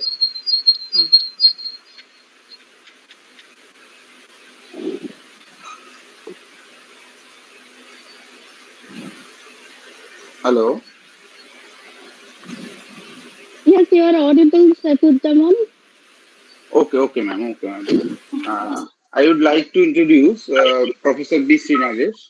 He is a professor of geography and director UGC HRDC Osmania University, Hyderabad. His areas of research are urban geography, climate change and disaster management, geographical information system, and critical geography. He is the recipient of UGC Research Award during 2015 and 2017. He has been designated as geoscientist by Institute of Geospatial and Remote Sensing, Malaysia. He has also been made associate member of IGRSM. He has published 40 research papers in different peer-reviewed national and international journals, and he has 8 books. He has completed 4 major research projects funded by UGC and DST and 1 minor project report funded by UGC. He is a subject expert for Indian Council for Cultural Relations Training Institute, Hyderabad. Thank you, sir. Please proceed. Yeah, thank you, Saifuzaman Tarafdar. Am I audible? Yes. Yes, Yes, sir. sir. You are audible. Yeah, thank you so much. At the outset, I would like to wish today's, dignitaries who are there, like Jayant Kumar Rautre sir, and my beloved friend and my elder brother, Professor N.C. Jana, Virendra Nagara sir, and R.B. Singh sir, who has left, my guru, and the Nilanjana Das madam, faculty at geography, and all the organizing members who have invited me to deliver this lecture. I'm thankful to one and all. So first, I just want to clarify here, what is the exact time should I stop? Now it is almost all, it is 12:15. So So I request you to end it within 12:45. Is it will be okay? yeah, before that, okay, 12:45 sharp, I'll stop here. So friends, thank you one and all. I welcome you all once again. So as we have been seeing that across the countries across the world are relying on a trial and error interventions to arrest the COVID-19 pandemic. But as we are seeing that even as the health systems are close to breaking down and economies are failing, while the condition of underprivileged citizens are so bad, and so conditions are so critical, that the financial catastrophes and the unprecedented social pressures and the governments which are failing to provide the appropriate social security and relief is very much evident. We are seeing that. And in this aspect, how we see the population and livelihood changes, And actually, this was my original topic, so I have just added population livelihood changes in COVID-19 pandemic situation and Indian experience. So, if we take a look across the globe, where we see that a spike in COVID-19 cases and death seem to be the continuum across the globe, and a number of countries have seen the flattening of the curve at various points across the nearly 8 to 9 months of the pandemic prevalence. And but no sooner does the pandemic that happen than a new spike emerges. We have seen that many of the countries, they have gone through different stages, that is stage 1, wave 2, and wave 3. Like a country like Iran, which is underreeling at wave 3, because this is a country which did not give any kind of what we call close down or economic lockdown, but it has been going on with the pandemic situation throughout without any economic lockdown or shutdown. But they have today they are experiencing a wave of the third wave. So if we see the at the global level, the trajectory which is there, it is only upward. And now we see that there are new spikes at each week, and through the increase in number of deaths that has been we have been seeing across the globe, they have been on a declining trend. So what are the measures which have been taken by the many of the world countries, like especially the Japan, New Zealand, Taiwan? They have almost all come to a zero death rates. But when we come to the countries like Vietnam, Cambodia, and Mongolia, we have seen a spike of the in the death rates over a period of time. So the situation which is what you call the which is there, that is about the second, it shows that it shows that clearly that the end of the what you call the or the break of the coronavirus, it is still far away of what we really think. The reason is that we don't know when the vaccine would come or when an appropriate drug would come. So, as earlier our speaker has told about the cases across the globe, that they have crossed about more than 30 million of cases, with more than 73 to 75% of recovery cases, and only 3% of the death rates which have been recorded. But when it comes to India, and when the situation which the Europeans have experienced, it was altogether a total experience, because in European countries, initially the death rates or the mortality rates were very high compared to the other regions, and the cases were more because there was more testing was taking place. But in India, the situation was so critical, is so critical that before anything, or before only hardly 650 cases were there, we have gone for a what you call the lockdown initially. So if we see that the world scenario, where till the 17th century we had less than 1 billion of population at a given per one time. But after the Second World War, the population of the total world which was there, it has been adding every billion to every 15 to 12 to 15 years. But after 1970, it has more than doubled of what we have seen.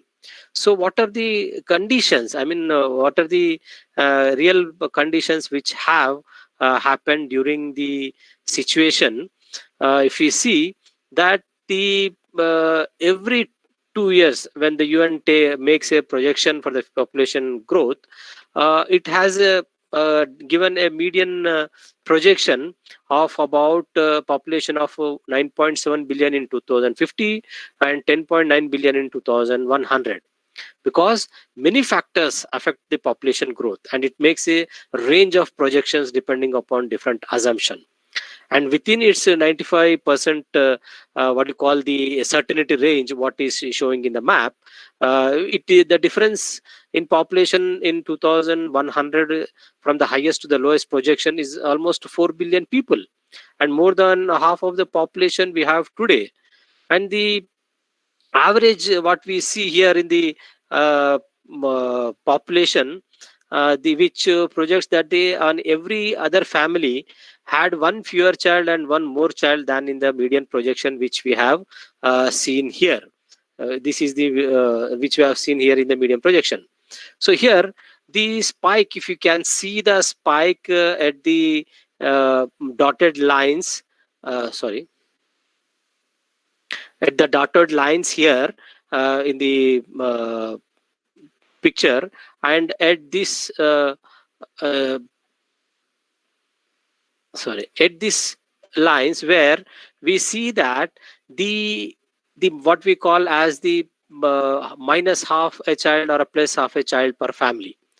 So this shows an enormous difference in total numbers that arise from just very small variation in family size. So the question is the reduction in the population by a what we call the new number will definitely have 3 billion people fewer by 2100, or a lower population than we already have. So here the question is that how the countries fare in this population growth. If we see by the continent wise, that more than the countries like India, Nigeria, Pakistan, Democratic Republic of Congo, others who are the most populous countries which we see here, they give us an idea of what is going to happen, how much the population is going to increase by 2050, and around 2027 what is the expected India's population, or which is to overtake China as the most populous country in the world. And about 55 countries are projected to experience a population of reduction by 2050, including China.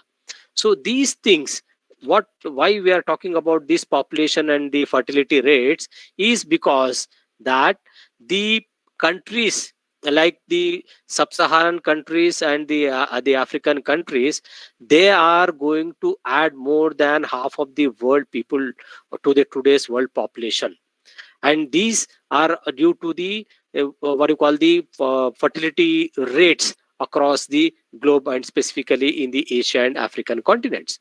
So when this comes into picture, if you see the Democratic Republic of Congo and the Republic of Tanzania, Nigeria and Pakistan, and including India, how much is going to increase and how much is going to decrease by 2100, it is to be watched out.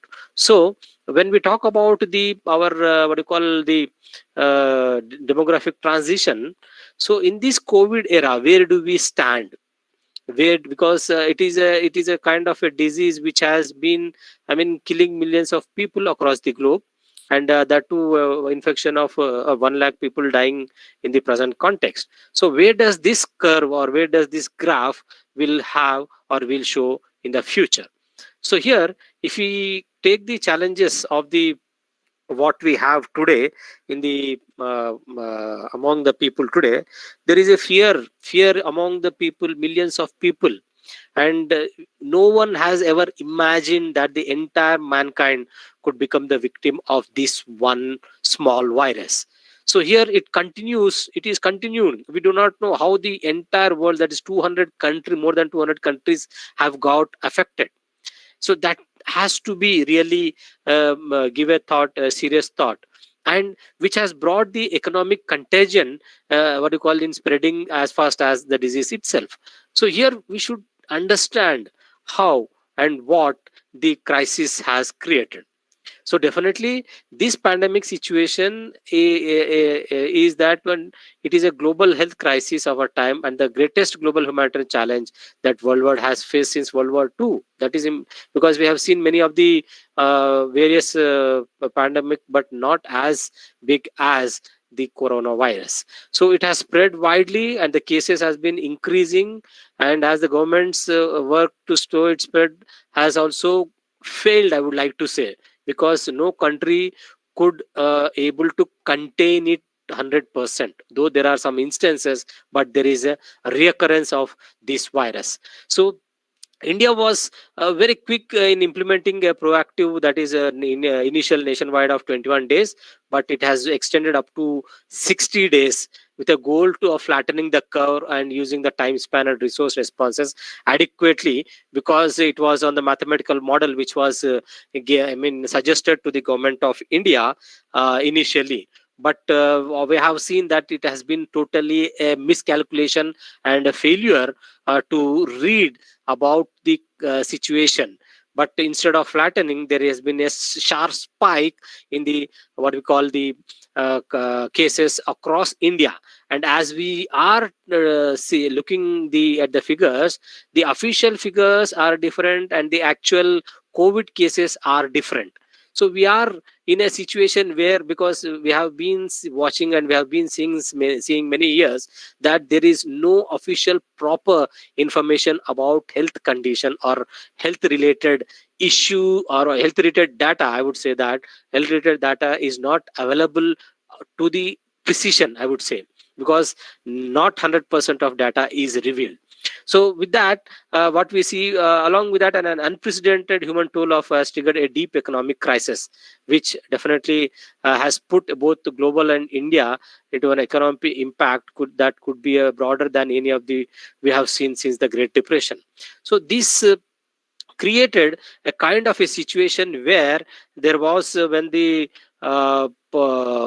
government has declared the what you call, I would say that a kind of a uh, uh, boosting that we are going to contain the coronavirus, and which has created a kind of hardship to the millions of people, mainly the migrant laborers we have seen, and many of the thousands of people, they have walked, nearly thousands of people, they have gone through on their what you call whatever means of transport they have got.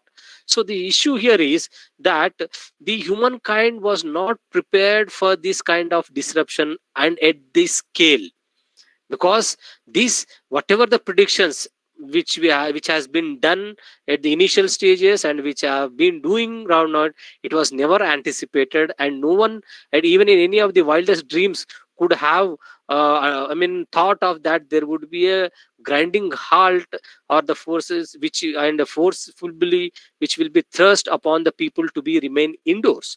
So the situation is that when the cases were less, the people were more, I would say that they were more fearful and they were more disciplined and they were more indoors. But when we are seeing that the number of cases increasing alone in India at the alarming rate, we are least bothered. The reason is that the mortality rate which is there, it is very less compared to the cases which are occurring, and the recovery rate is more than 75%. So this has created a kind of confidence among the people, and keeping themselves in a kind of situation where there is saying that everything goes on. So that is the situation where we have come. That I personally feel is that very dangerous, because we have not even come to the peak stage of the wave 1. We are still experiencing the wave 1 only. The peak stage is yet to come. And there are reports from the CCMB that there are almost all 8 crores of people might have affected and it might have gone, according to their study, because there were many people who were asymptomatic. And today, whatever the deaths are occurring, they are due to the comorbidities. So how do we see this pandemic is very important. So this kind of what you call I would say that the earth has unleashed what you call its wrath on inhabitants, or what we call say that nature is telling the people that it balances itself. So it is for us to understand what is going on. But among this all, who is the most what you call the group of people who are the sufferers? It is the poor, the underprivileged, they are the people who are paying a very high and painful price. When thousands of people were going by walk, no single government came forward. The people who were moving by walk to reach them to the, it is only the philanthropists, or it is only the individuals or the NGOs which have come forward, which have made them move to their native destinations. So this lockdown has definitely created an economic crisis, and it is of a different thing. And it has hit all the economic giants of the world, including the superpowers, including like Russia, China, and what you call the G7 nations. But the question here is, where do we stand? And what is there for the coming generations? And where the world, today's world, then what solution it is going to give for the future generation? And as per the International Labour Organization, there were more than 2.5 crores who were rendered jobless with this COVID-19. And India, has the highest number of unemployed people in the world. We do not know what is the actual figure, unemployed figure today, because as such we have high rate of unemployment, and this COVID-19 adding to that rate of unemployment. You just imagine the kind of scenario is going to be there in the next 6 months. Already we have experienced about 6 months, 6 to 8 months of crisis. And all you have seen, because we have seen that many of the our economy, it is the what do you call it is unorganized sector, informal sector. So this has created really a kind of a situation where people are being made to suffer like anything. And still, we do not have any kind of concrete evidence from the the government. So when we talk about the last 5 years of unemployment rate, it has doubled. The unemployment rate has doubled, and now it might have gone to 3 to 4 times. And the future of the youth, it definitely remains bleak and uncertain. So the question is, first of all, when the cases were less, we had an lockdown. And when the cases are increasing at an alarming rate, we have opened everything. So here, it shows us that we as an Indians, we have failed ourselves. Because the government do not have any solution or answer to that. The question is, how long this the lockdown continue for the poor and the vulnerable? It is very important for the people, for the industries and the organizations to reopen and bring in all the people who were there on rolls in pre-COVID condition. But we are seeing in Telangana alone, there are 2,400 schools. They have been overtaken by different managements, because 6 months they couldn't pay salaries to the teachers, because they were not being paid. The students were not paying the fees. You see the link. So 2,400 schools have been, the managements have been changed. So what about the condition of this is one of, because we are in the teaching community, I'm just giving that example about the teachers who will be removed. Because for 100 or 200 people coming on to the online, you can easily have one teacher. We don't need 10 teachers in 10 different schools. So here the question is about the untold economic damage which has been done. And about the health issues, we are totally failed. We have been, the country as such has been failed, because there are no beds to provide the proper hospitals or infrastructure to provide the facilities to the patients. So the only people, so who are the persons who are away from this damage? It is only the affluent and the people with resources. They themselves are And if you see the income of Ambani, it has been increased from 2.5, 2.7 what you call the billions of rupees to 6.5 billions. It has gone in just 6 months. What it is indicating, that is very a serious thing we need to discuss. So here the government's attention towards the poor, towards the plight of the poor and the migrants and the daily wage earners and the unemployed and the farmers, it has been a kind of a shortcomings at all sections of these people which we have mentioned here. And I'm sorry to say this. I'm really sorry to use to these words that we should not be in surprise if there are more people who commit suicide by death or by starvation or by the disease itself, because a kind of a stigma has been created among the people. And I would like to quote here that even in the spread of COVID in Telangana's villages has been faster.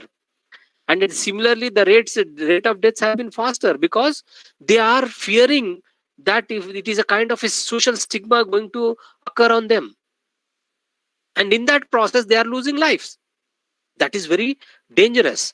So here we need to make ourselves to come over all these things. And it has already, if you see the supply chain system and the economic ecosystem, it has broken down.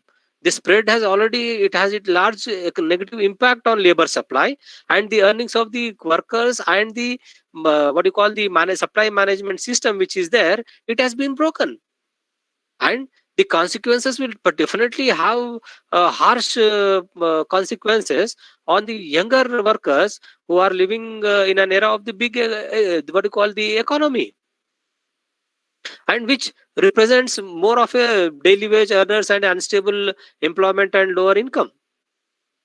So this what we call the world economy, it is enduring a staggering downturn with the spread of COVID-19. And we do not know how the people who have lost their livelihood, they are suffering with the immediate short-term losses of in income and employment. So there is a strain of income resulting from the decline in the economic activity and the which has devastated the workers, and which has who are already below the poverty line, and it has brought them to the brink of the to the gates of the death. It is a true what we are discussing. So the occupations, each and every, even as I said, even teaching occupation is no exception. Many of the private institutes, they might have lost their, or they might have been put on bench without any activity. So these have definitely created a kind of the situation where the government need to take an important assessment over the economic crisis. So and the important thing is that the communities are losing hope. Why the communities are losing hope? Because there is no proper assurance from any one of them, or any one of the the high profile people. Today there is no we are not able to, the visibility of health secretary from the government of India and health minister, there is no visibility of them. There is no proper concrete assurance from them. So people are they are just losing hope. The people who are engaged in informal sector, who had returned to their villages from the urban areas, they were asked, they were being asked to what is that they are going to do in the next 2 years, and what is that they are going to attain in these 2 years. And if it is not, then what should be the and what should be the future? So it says that there are uncertainty in the labor market has definitely led to a large questions across the people. So here I would like to quote make this one in the economic scenarios of the world. So this has what we see here. What would be the projection real Indian GDP rate? So the projections which are been given here all have been proved wrong, because the today's the GDP which is there, it is minus 23.9. Just imagine what would be the situation in the next 6 months. Are we going to get our salaries in the next 6 months? That is the biggest question we have today. So the scenario, the contraction or the contract of the GDP which has been come down, it has to be really looked in terms of a serious issues. And as per our economic model, which suggests that the scenario is relatively quick to rebound. So if it is going to rebound, how? We need to tell the people, the government need to tell how it is going to rebound. And the livelihood of the 8 million workers who have migrated into, who are basically in the informal sector, who are the informal workers, what is their life and what is their livelihood going to be there? And subsequently the exponential figure which will come out because the people who are dependent upon them, all these we need to take it into account. And then the corporates or the MSME which is there, and the loans which were taken by these corporates and the MSMEs, how we are going to stabilize it. And the small household incomes who have taken loan to establish their businesses, how we are going to establish it. All these are the questions which we need to answer. So if you see this one, the impact of scenario 2, if that continues beyond mid May 2020, the impact, if you see what is the percentage, you see everything is, and even the telecommunications actually, which is was the only source of medium, that is also going to 0 to 5%, which is the least one. But still we can see what are the share of GDP across the world. So here what I just want to see, what to see is that, sorry,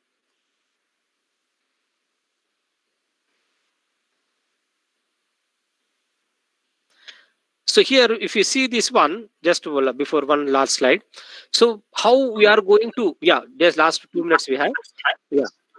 So if you see the initiatives which need to be taken for the survival of the vulnerable, sustenance of the demand, and surge investment to meet the global opportunities and structural reform. So these things we need to keep in mind. So then next, what has to be done is the biggest question. So build the aspirations of the people. That is very important. The lack of hope in the future and low aspirations, these are the two typical characteristics which the poor people have. So psychologically we need to build up them, and we need to give them empirical evidence and demonstrate that the whatever analysis is there, it is incomplete, and they should be a kind of positive thought should be sent to the people, saying that these should be it is a short-term loss, and you will be given other what you call kind of alternative employment which the people to meet their daily ends. So to boost the individual aspiration, so how do we boost? That is very important. So here only nothing but they need only job. That is what we need to show them. So if you are showing any job, it is there in local place or any other place, because we have seen that before lockdown only those who have migrated to the native place, they have come back to their job place. So this is how, because they found that it is better to work in this COVID situation rather than dying at their native place without any job. So the idea, the outcome should be, the policy must be, it is evidence based. The evidence should be produced to the people to protect their social and economic conditions of the poor, and also those who have lost the what you call their livelihood, and they should be given an assurance that this is a short-term scenario, and they should be given a kind of an employment opportunity to keep them alive. Thank you. If any questions, I would like to take it. Thank you so much. Thank you, Professor Srinagesh. Sir, any questions?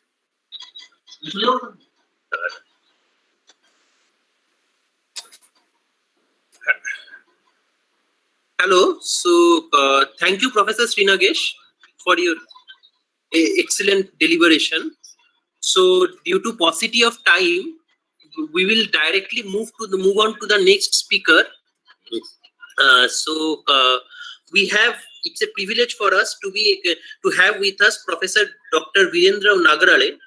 So, sir, are you connected? Yes, I'm connected. So, sir, with the kind approval, I'll just introduce you to all our distinguished participants. So, Professor Virendra Nagara is currently in the Department of Geography of SNDT Women's University, Mumbai, of the Pune campus, India. He has completed Master of MSc in Geography and did his doctoral research on groundwater hydrology and management. He is a recipient of Professor B. Hemamalini Eminent Geographer Award 2019 by the National Association of Geographers of India, NAGI, and also the recipient of Best Teacher Award honored by the Pune Municipal Corporation, Pune. He has published more than 35 research papers in reputed journals and presented more than 40 research papers in the international, national, and other conferences. He has currently guided 14 MPhil and 10 PhD students successfully, and currently about 3 PhD students are under his direct supervision. He has completed 2 research projects funded by the University Grants Commission and currently working as a project director in the ICCSR research projects. And also Professor Nagara has worked as coordinator for several IIRS, and various remote sensing and GIS outreach programs. So I would like to now request Dr. Nilanjana Das Chatterjee, the chairperson of this session, to carry on with the proceedings. Thank you, sir. Thank you, madam. Good afternoon, everyone. So I congratulate to the organizers to organizing such nice topic in your in college. So I congratulate the principal and all other members. Morning we discuss actually Professor R.B. Singh, our guru, and then Professor Rautre, Sri Nagesh, everyone discuss about the topic. So today I am going to be discuss about the topic of impact of changing dynamics COVID-19 spread in Pune Municipal Corporation. Why I choose this specific, considering the students who join in this meeting. So how geographer, because our topic, our today's webinar topic, researching through the geographical aspect. So this pandemic situation and geographer, maybe a research student, MPhil, PhD, or maybe a postgraduate student, how they can approach for this COVID-19 situation or study. So if we see that today, just earlier speaker already tell about the situation in India. We crossed the 1 lakh COVID deaths, and if we think about the India situation, Maharashtra is the topmost, almost more than 37,000 cases. And among the Maharashtra, last few days, Pune is one of the important metropolitan in India as a Maharashtra second city, is the highest number of COVID cases. So how a geographer in other way, he or she can take initiative for COVID-19. So considering the present scenario, so see, we are facing already various viral diseases already. Professor R.B. Singh, there's that from Nika, then SARS, and all other viral diseases. So this present condition, one of the important aspect to discuss the COVID impact, which is just now Professor Srinagesh discussed, not only economic, social, but but individual psychological. So how the economy, not only the world economy, but the Indian economy, the state economy, and the other associated number of parallel economies are affected by this COVID-19. So there are various efforts made by the various authorities to stop the spreading this COVID-19. That first was declared by the lockdown. Then again there is some positive impacts of lockdown, but not necessarily all positive impact. Then mission begin again by the government of India as well as the each and every state. They have the different missions. Mission begin again. So in this total scenario, cities are facing enormous problem by the COVID impact. This is because of urban scenario of each and every, you can say million plus cities or metropolitans or mega cities.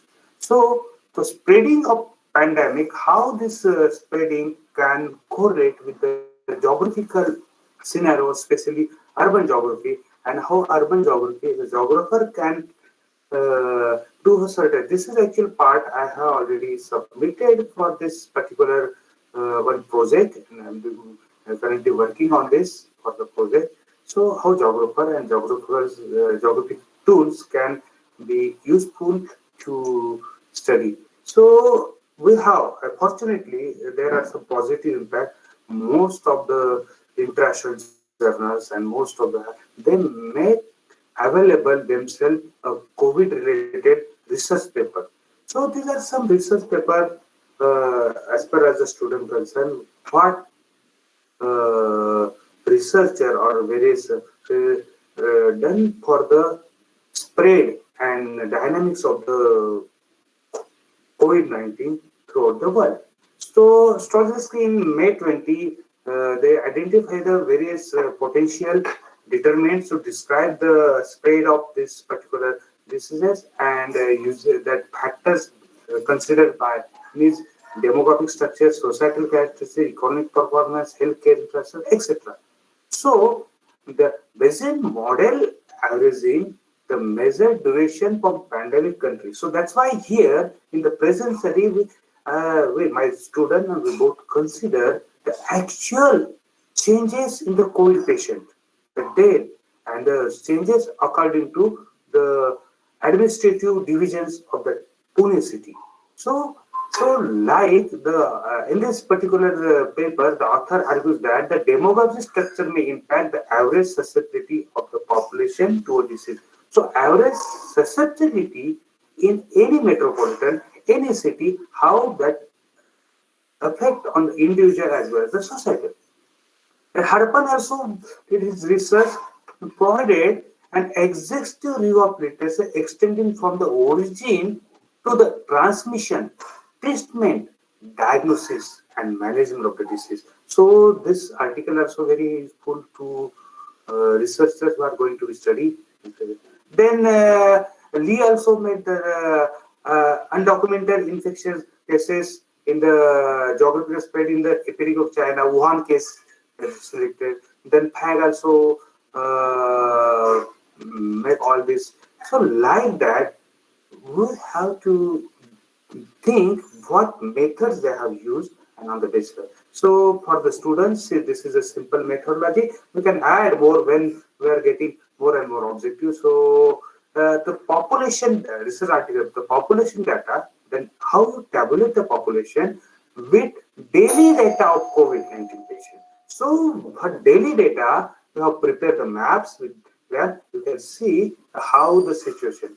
So in the present case study, in this presentation, the Pune Municipal Corporation, which is having the 15 administrative wards with 144 electoral wards, and this can show you in the next map.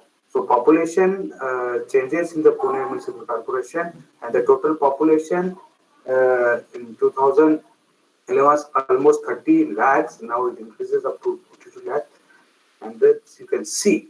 This is the actual Pune Municipal Corporation, Pune area, Pune district. This is a municipal corporation area based on the cantonment, and how researcher can do his or her study with the help of urban structure, urban phenomena, nonetheless. So, for the first, at the first sight, we divide all these Pune Municipal Corporation in the various administrative wards. These are the 15 administrative wards, and out of this 144 administrative electoral ward, how many wards comprise with this particular administrative ward? The total population and SC and ST population. Why SC and ST population considered? Because the most of the time the spread of pandemic this is observed in the slum or the highly densely populated area. So ward population, whether it's related with the lower strata of the society, that's why we discuss the SC and ST population in that particular ward. Is there any correlation between this population concentration with the particular strata? So this is actually this is the first slide in which how all these administrative ward offices are there. The data collected from this ward officer, it may be visible or not, don't know, but the next slide you can easily observe. So the subdivisions of that ward and the date on which that particular, you can see how ward-wise positivity patterns, patient summary I have given here. So this is not only for some month, but this is up to the end of September. So these are some, see, this type of study is carried out. So the ward, in the ward, how much pravas, sub wards are there, and total number of patient in that particular ward and active patient. So this total number of patients and active patient give us trend. Which ward is having the number of patients higher, active patients higher, and what is the correlation? Is there a geographical situation of that particular ward? What is the spread, and what is the other social conditions? What are the other services available in that particular ward? So, like this, you can see this is the situation. The very first or second week of our COVID impact after the 22nd of March, the lockdown start. So this is the situation. In the month of, in the first week of month of April, you can see the maximum concentration of cases of patient observed in this particular core area. So how this scenario changes and why the changes? You can see at present in the today is the 3rd of October. You can see this is my residence, Kothur Ward 1. The only one patient is there, but the last week of September, the higher, second highest numbers found in this Kothur. So spread, is there any geographical relation? Is there any other factors which is responsible to rising trend in different wards, and how? So you can see in the April month, then again this you can see the death ratio, so number of death cases in the, so there are nil death, you can see this, and there is an increasing death cases in the. But I will show you the entire scenario. Then we'll discuss about the impact. So you can see this is the ward-wise corona patient in the last month, last week of the April. You can see the total number of positive, and with this total are mapped. And on the basis of the, you can see the total. This is the May, in the 15th May, in the July. So like this, the cases, you can see how the cases. You see in the month of July, there are almost 300 cases as compared to the only, not a single death, but only one case. So you can see how this spread. So we have to understand the dynamics, how this is changing. And this is the actual, in a geographical parameter, we can correlate this with S-sex distribution, male-female distributions, how this and positive males, positive female, you can see that this how under their age structure, how this patient scenario, not only the spatial but temporal with various weeks in the various month has been discussed in this particular. You can see the positive cases trend. You can see from the 1st May to 15 May. This is the trend and this is the total number of cases. You can see the next in the total number of positive cases as on 28th May. You can see the next with the positive cases. So total cases, active cases. So if you see the higher numbers and the numbering ratio, so this can give an idea and then analysis for this particular can be possible. So this is the July scenario. So total number of cases and the cases how they are increasing. See earlier this was the higher number of cases. See this in the first figure you can see in the first diagram this Kasba Vishram. This is the having higher number of cases, but now it's increasing. You can see the 1st September scenario. So this is the positive cases. See the positive cases. These are the picture of positive cases and the first September. And September is the month where the highest number of cases. But there is one observation: the higher number of cases intimated by the authorities, not merely from the Pune city, because the surrounding regions or surrounding districts, they want to take a treatment from the Pune. That's why there is an announcement of a jumbo COVID hospitals in Pune, because there is pressure by the outsider. So that's why the scenario. So for the actual cases required by the various ward, administrative ward. That's why this scenario. So number of counts are different than the total counts, which is you maybe read in the newspaper. But such type of number of counts in administrative wards can help to identify. So this is a ward-wise period. This current September, the 3rd September. I'm giving some samples. The 3rd September case, and this is the 2nd September. How those changes are there? So these are the changes. You can say again the 7th after the break of 1 week. 7th September, the total number of patients, grand total. So how these are decreasing. Then you can have the total entire up to the 16th of September average.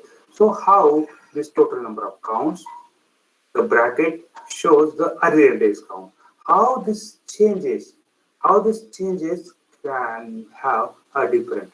So this is the September and this is the 29th of September. So if you see the total number of changes, or you can have the average, you can see this is 2000, and now you can see it's become 1000 only. So how the spread dynamics has been changed? Which are the factors? Which are the parameters? Which type of precaution has been carried out by the government authorities as well, social organizations as well? So if you see, I am giving you the positivity rate. In the month of September, the rate has highest, 30%. Now up to the 29th of September, it decreased by 25%, and now it comes down to up to 20%. If you see the distribution, because most of the time the Pune city is comprises with the Pune city, Pimpri-Chinchwad is the twin city, and the district they are them. So total number of counts, death counts is shown. But if you see the highest number of death counts, you can see the highest number of death counts observed in the month of September, and you can see the infection and death, and the now positivity rate is decreasing in the Pune city. So these are the some news. You can see how the 1.25 lakh patients are recovered in the Pune city. So why there is a need of isolation, and the impact maybe from the tomorrow, day after tomorrow, or because after from the Monday there is a opening of hotels and restaurants and bar with the 50% of capacity. So in the first time, the Pune, the situation is very good. Only 50% of the total active patients are there now. So like this you can have the yesterday's only news. You can see this is the situation. So the activity they dropped near about 30,000. Only you can see the areas, the death rates and recovery rates.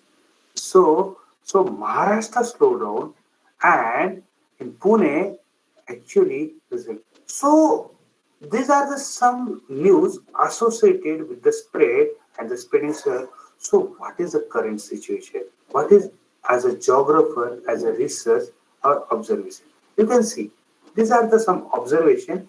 This observation can give a clue for the analysis of dynamics and spread of coronavirus in the Pune municipal corporation.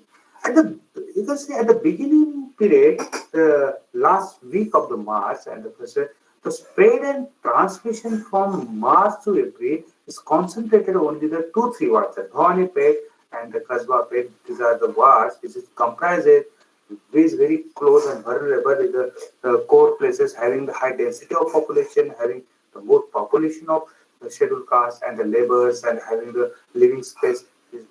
But the small size of population, which is now affecting in the outskirts wards also.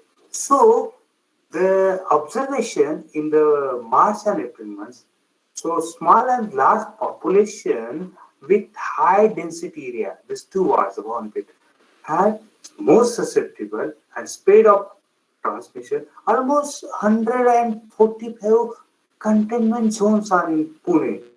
So in the month of September, the highest speed. I was visited one place in the last week. So when I informed them I am from the Pune. So Pune that time, Pune was the number one city in India having the maximum number of corona positive patients and top one. So how this administrative was having the different geographical location. So in a geographical situation, so high density area, the location, the Prabhag area, the location also plays. In the literature review, we can already discuss, the location of the area also plays a major role, and that's why if you see the location of that two areas, how they are, and they are more susceptible. Even the number of deaths occurred due to the coronavirus in the particular period is skewed toward the high population density. And it's obviously, if you take the example of Dharavi, and now the herd immunity. So like now in Bhawanipet and that Korea, they have the herd immunity. The most maximum number of deaths are observing. You see the S6 pyramid like that, the S6 distribution, so the patient scenario, the age group of 21 to 30, 31 to 40 are more susceptible and the spread transmission of coronavirus, whereas the group 51 to 60 and 61 to 70 are more vulnerable to the disease because of comorbidity and other parameters. But the male are always active than the females in the Pune scenario, and obviously so observing the other place. And the patient with the 51 to 60 group is more susceptible in male. So in the analysis from the April month, it can be observed number of active patients increased the 5 times from the 18 days. In the observation of May, you can have the it's a triple in the 28 days. Means that doubling, tripling, 5 times are higher in the month of April and May in that particular wards. But now the outskirts ward, they have the increasing. So if you cross with the month of July, in the 8 July scenario I heard, which has been drastically in the ward which is high population density as well as the higher population and with the slum population. But to check with the corona positive cases in the month of September, so number of positive cases, the peak in the Pune, so the next phase of transmission, now we are getting some relaxation because now the rate is dropping in the Pune.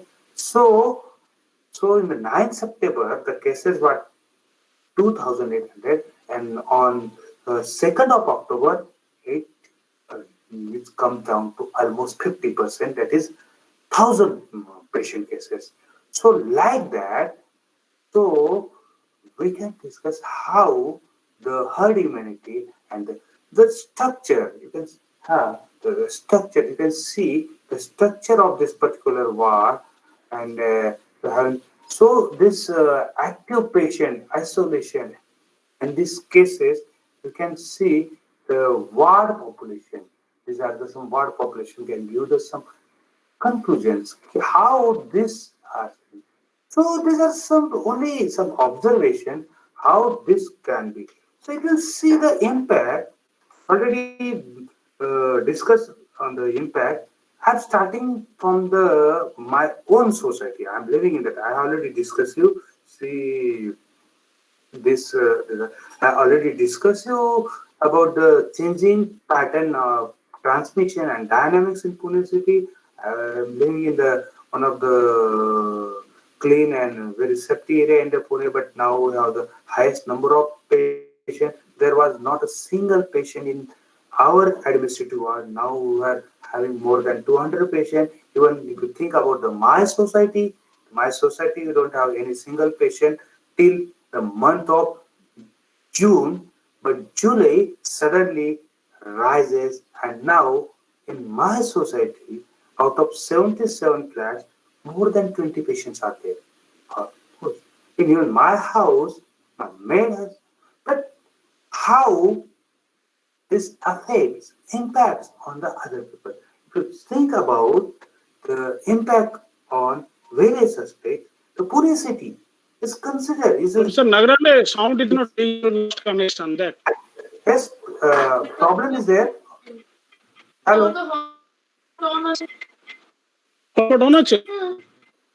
Yes. Is audible? Yes, sir. Yes. Yes, Pune city in 3 sectors in terms of economy. I'm dividing Pune city. One is having the Hinjewadi IT parks by the Mursi. Yes. Yes. Yes, madam. Then Telco, Mercedes-Benz, and Bajaj is the second industrial sector.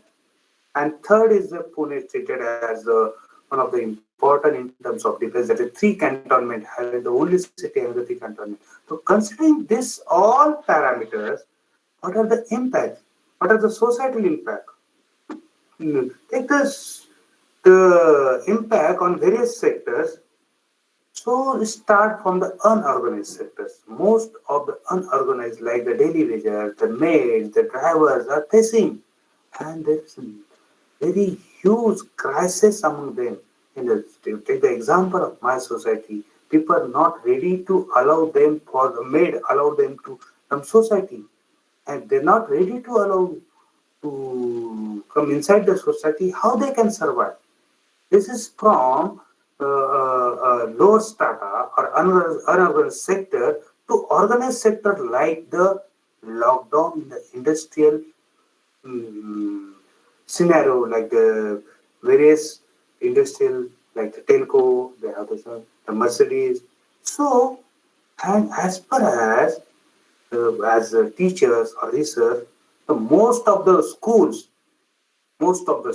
they are facing the problem of this pandemic and the indirect effect on the drivers which are associated with the school, the canteen which are associated with the school, the all other facilities which are associated with the school, and the psychology of the student. And just now, why I requested Professor Jana, I have to finish by 1:15 because 2 o'clock I have to present for the online exams, MCQ exams for the university students. So all are, so they have the psychological problem, they have the economic problem. So this damages, untold damages, rightly said by the Professor C. Nagesh, this untold damages in terms of economic, social, industrial, individual, and this lead by the information which received by the various social media. That's why one speaker in earlier one webinar, he nomenclatures this disease as a is an infodemic, information media, and that created a problem. So the impact, the various impact, and such type of word-wise impact on education, and how this impact with the services, civil services available in that particular ward, population structure, estate structure, and that can be helpful for the particular study of research. So I think I have to stop here because I have to make lecture. If anyone have any difficult, any query, you can ask. I have made very simple because considering the student, he or she can or one can do this topic. Okay, thank you. Thank you, Professor Nagrale, for finishing your lecture in time. As you all know that we are running behind time, without wasting more time, I'd like to switch over to Professor Narayan Chandra Jana, Department of Geography and Coordinator, former head, the University of Burdwan. And I must say, the most active geographer in West Bengal. So may I request Somashis to introduce Jana sir?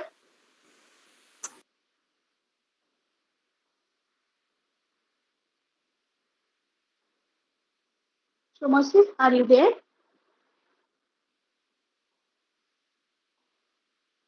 I think Somashis is not present. So Saiful Jamal, are you Okay, there? I'm introducing, sir. Okay, please. Professor Nayachandra Jana, a professor of Department of Geography, the University of Burdwan, is also former head.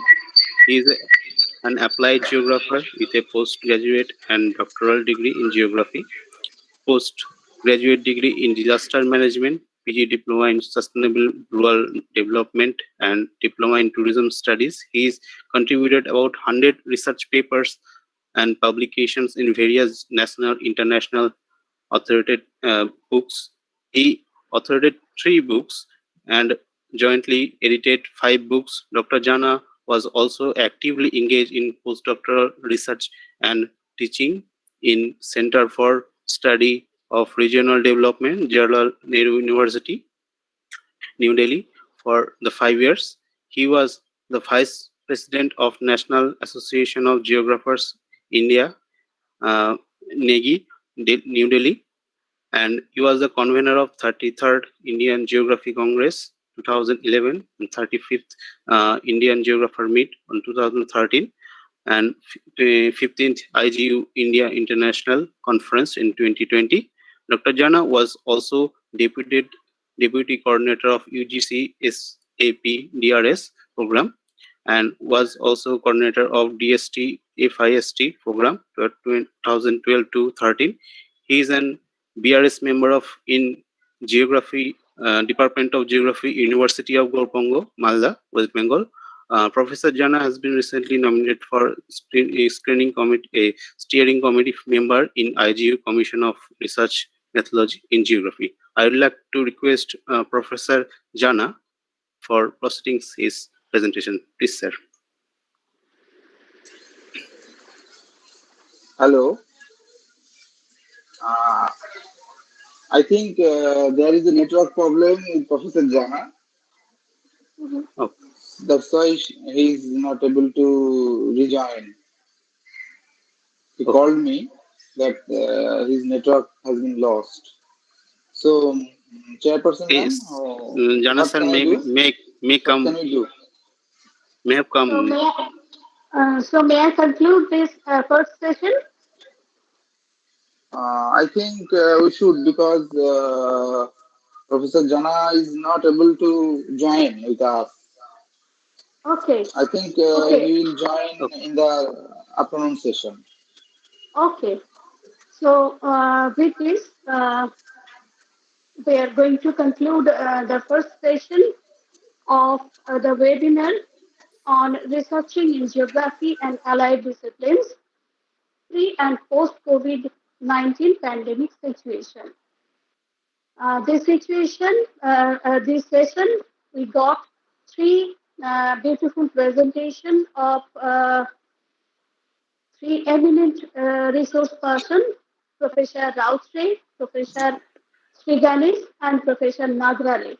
And it is very interesting to observe that being a geographer, I must say that nowadays we are suffering from collecting data from our field.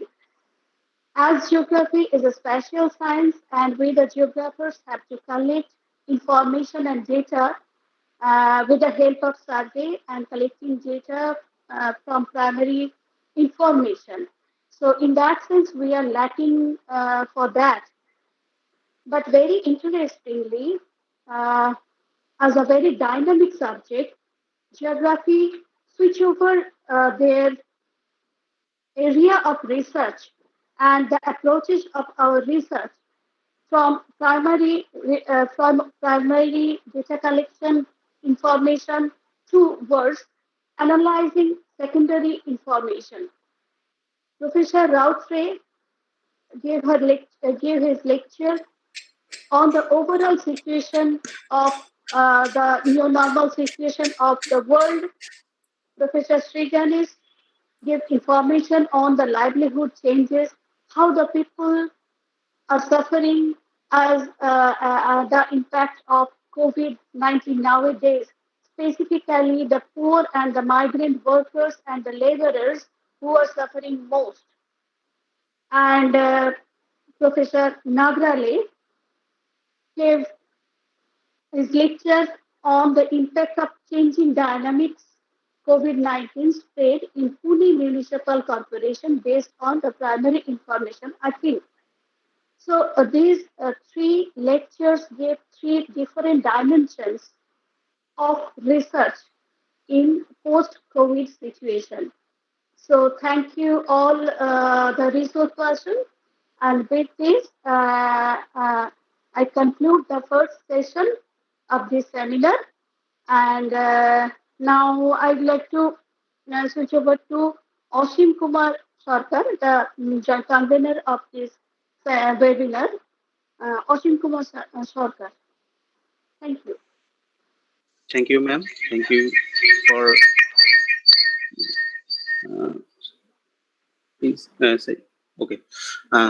Thank you, Professor Nilendra Chatterjee, ma'am, and for chairperson for this webinar, and Dr. Mukund Mishra for the co-chairperson and for this webinar. And also, I'd like to convey my gratitude to Dr. Somashishan Gupta and also the Mr. Nonigopal Kapashia and Sanjay Ghosh for the performing the rapporteur for this session. For this session, we also thank you, Dr. Professor Jayant Rautre, for his nice and exclusive presentation, for Virendra Nagara and Professor Narayan Chandra for his for some difficulties. He will continue from this next session. For this session, I'd like